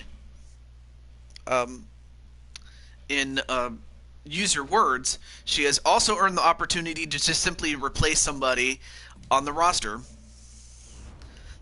So that's another way to replace somebody on the roster. It's either they get 10 no-shows, or they leave on their own, or they get suspended, which, again, the last 2 are kind of the odd reasons out, but other than that, though,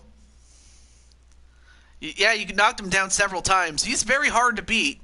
In fact, the last time somebody in the chat beat him, it was Remnant Elementor, and that was back in UFC 3.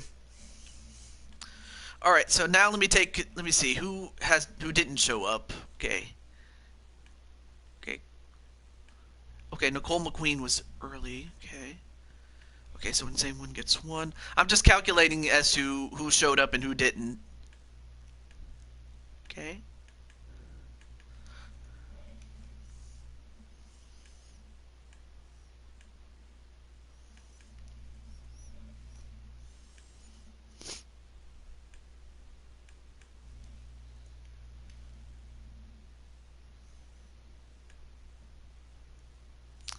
Okay, so it looks like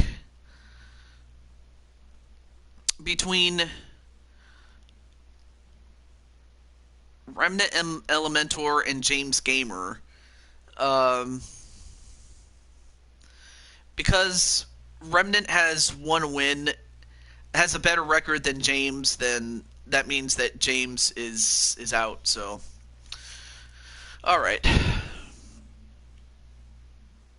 And plus, I haven't seen James in a while, so I haven't seen him since I created him. So, I love James Gamer, but I hope he's okay, and I hope we do see him again. But for now, we have to move on.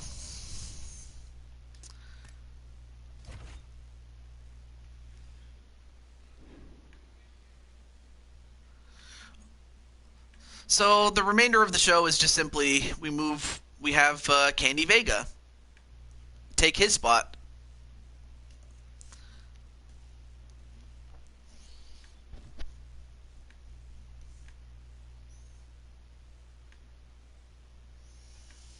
And then, of course, everybody that was on the list that was below her moved up already. So there we go.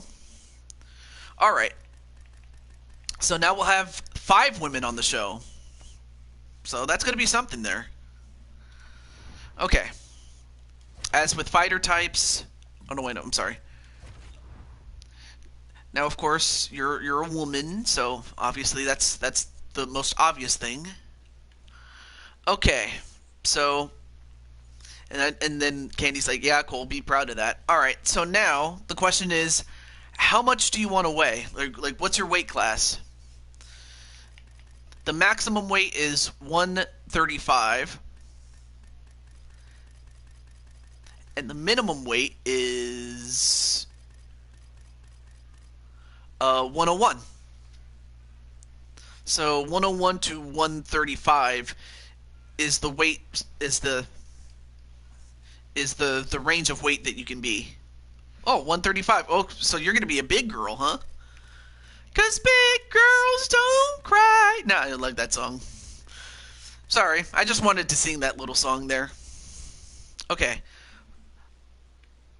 All right, so you're a bantamweight. Okay. 135. Okay, so now how tall do you want to be? You can be as small as 5'2" to as tall as 5'9".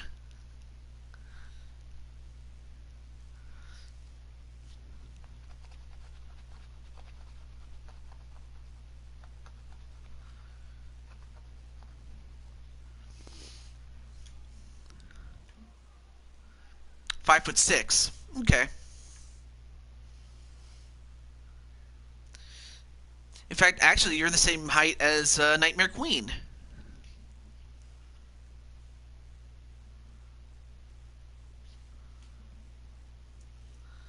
All right, so, and then of course we're gonna name you Candy.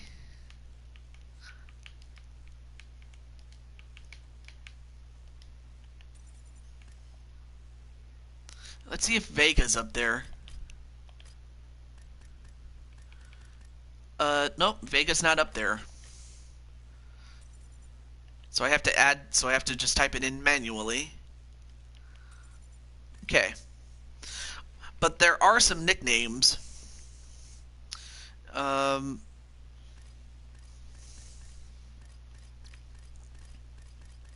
so there's a couple of nicknames.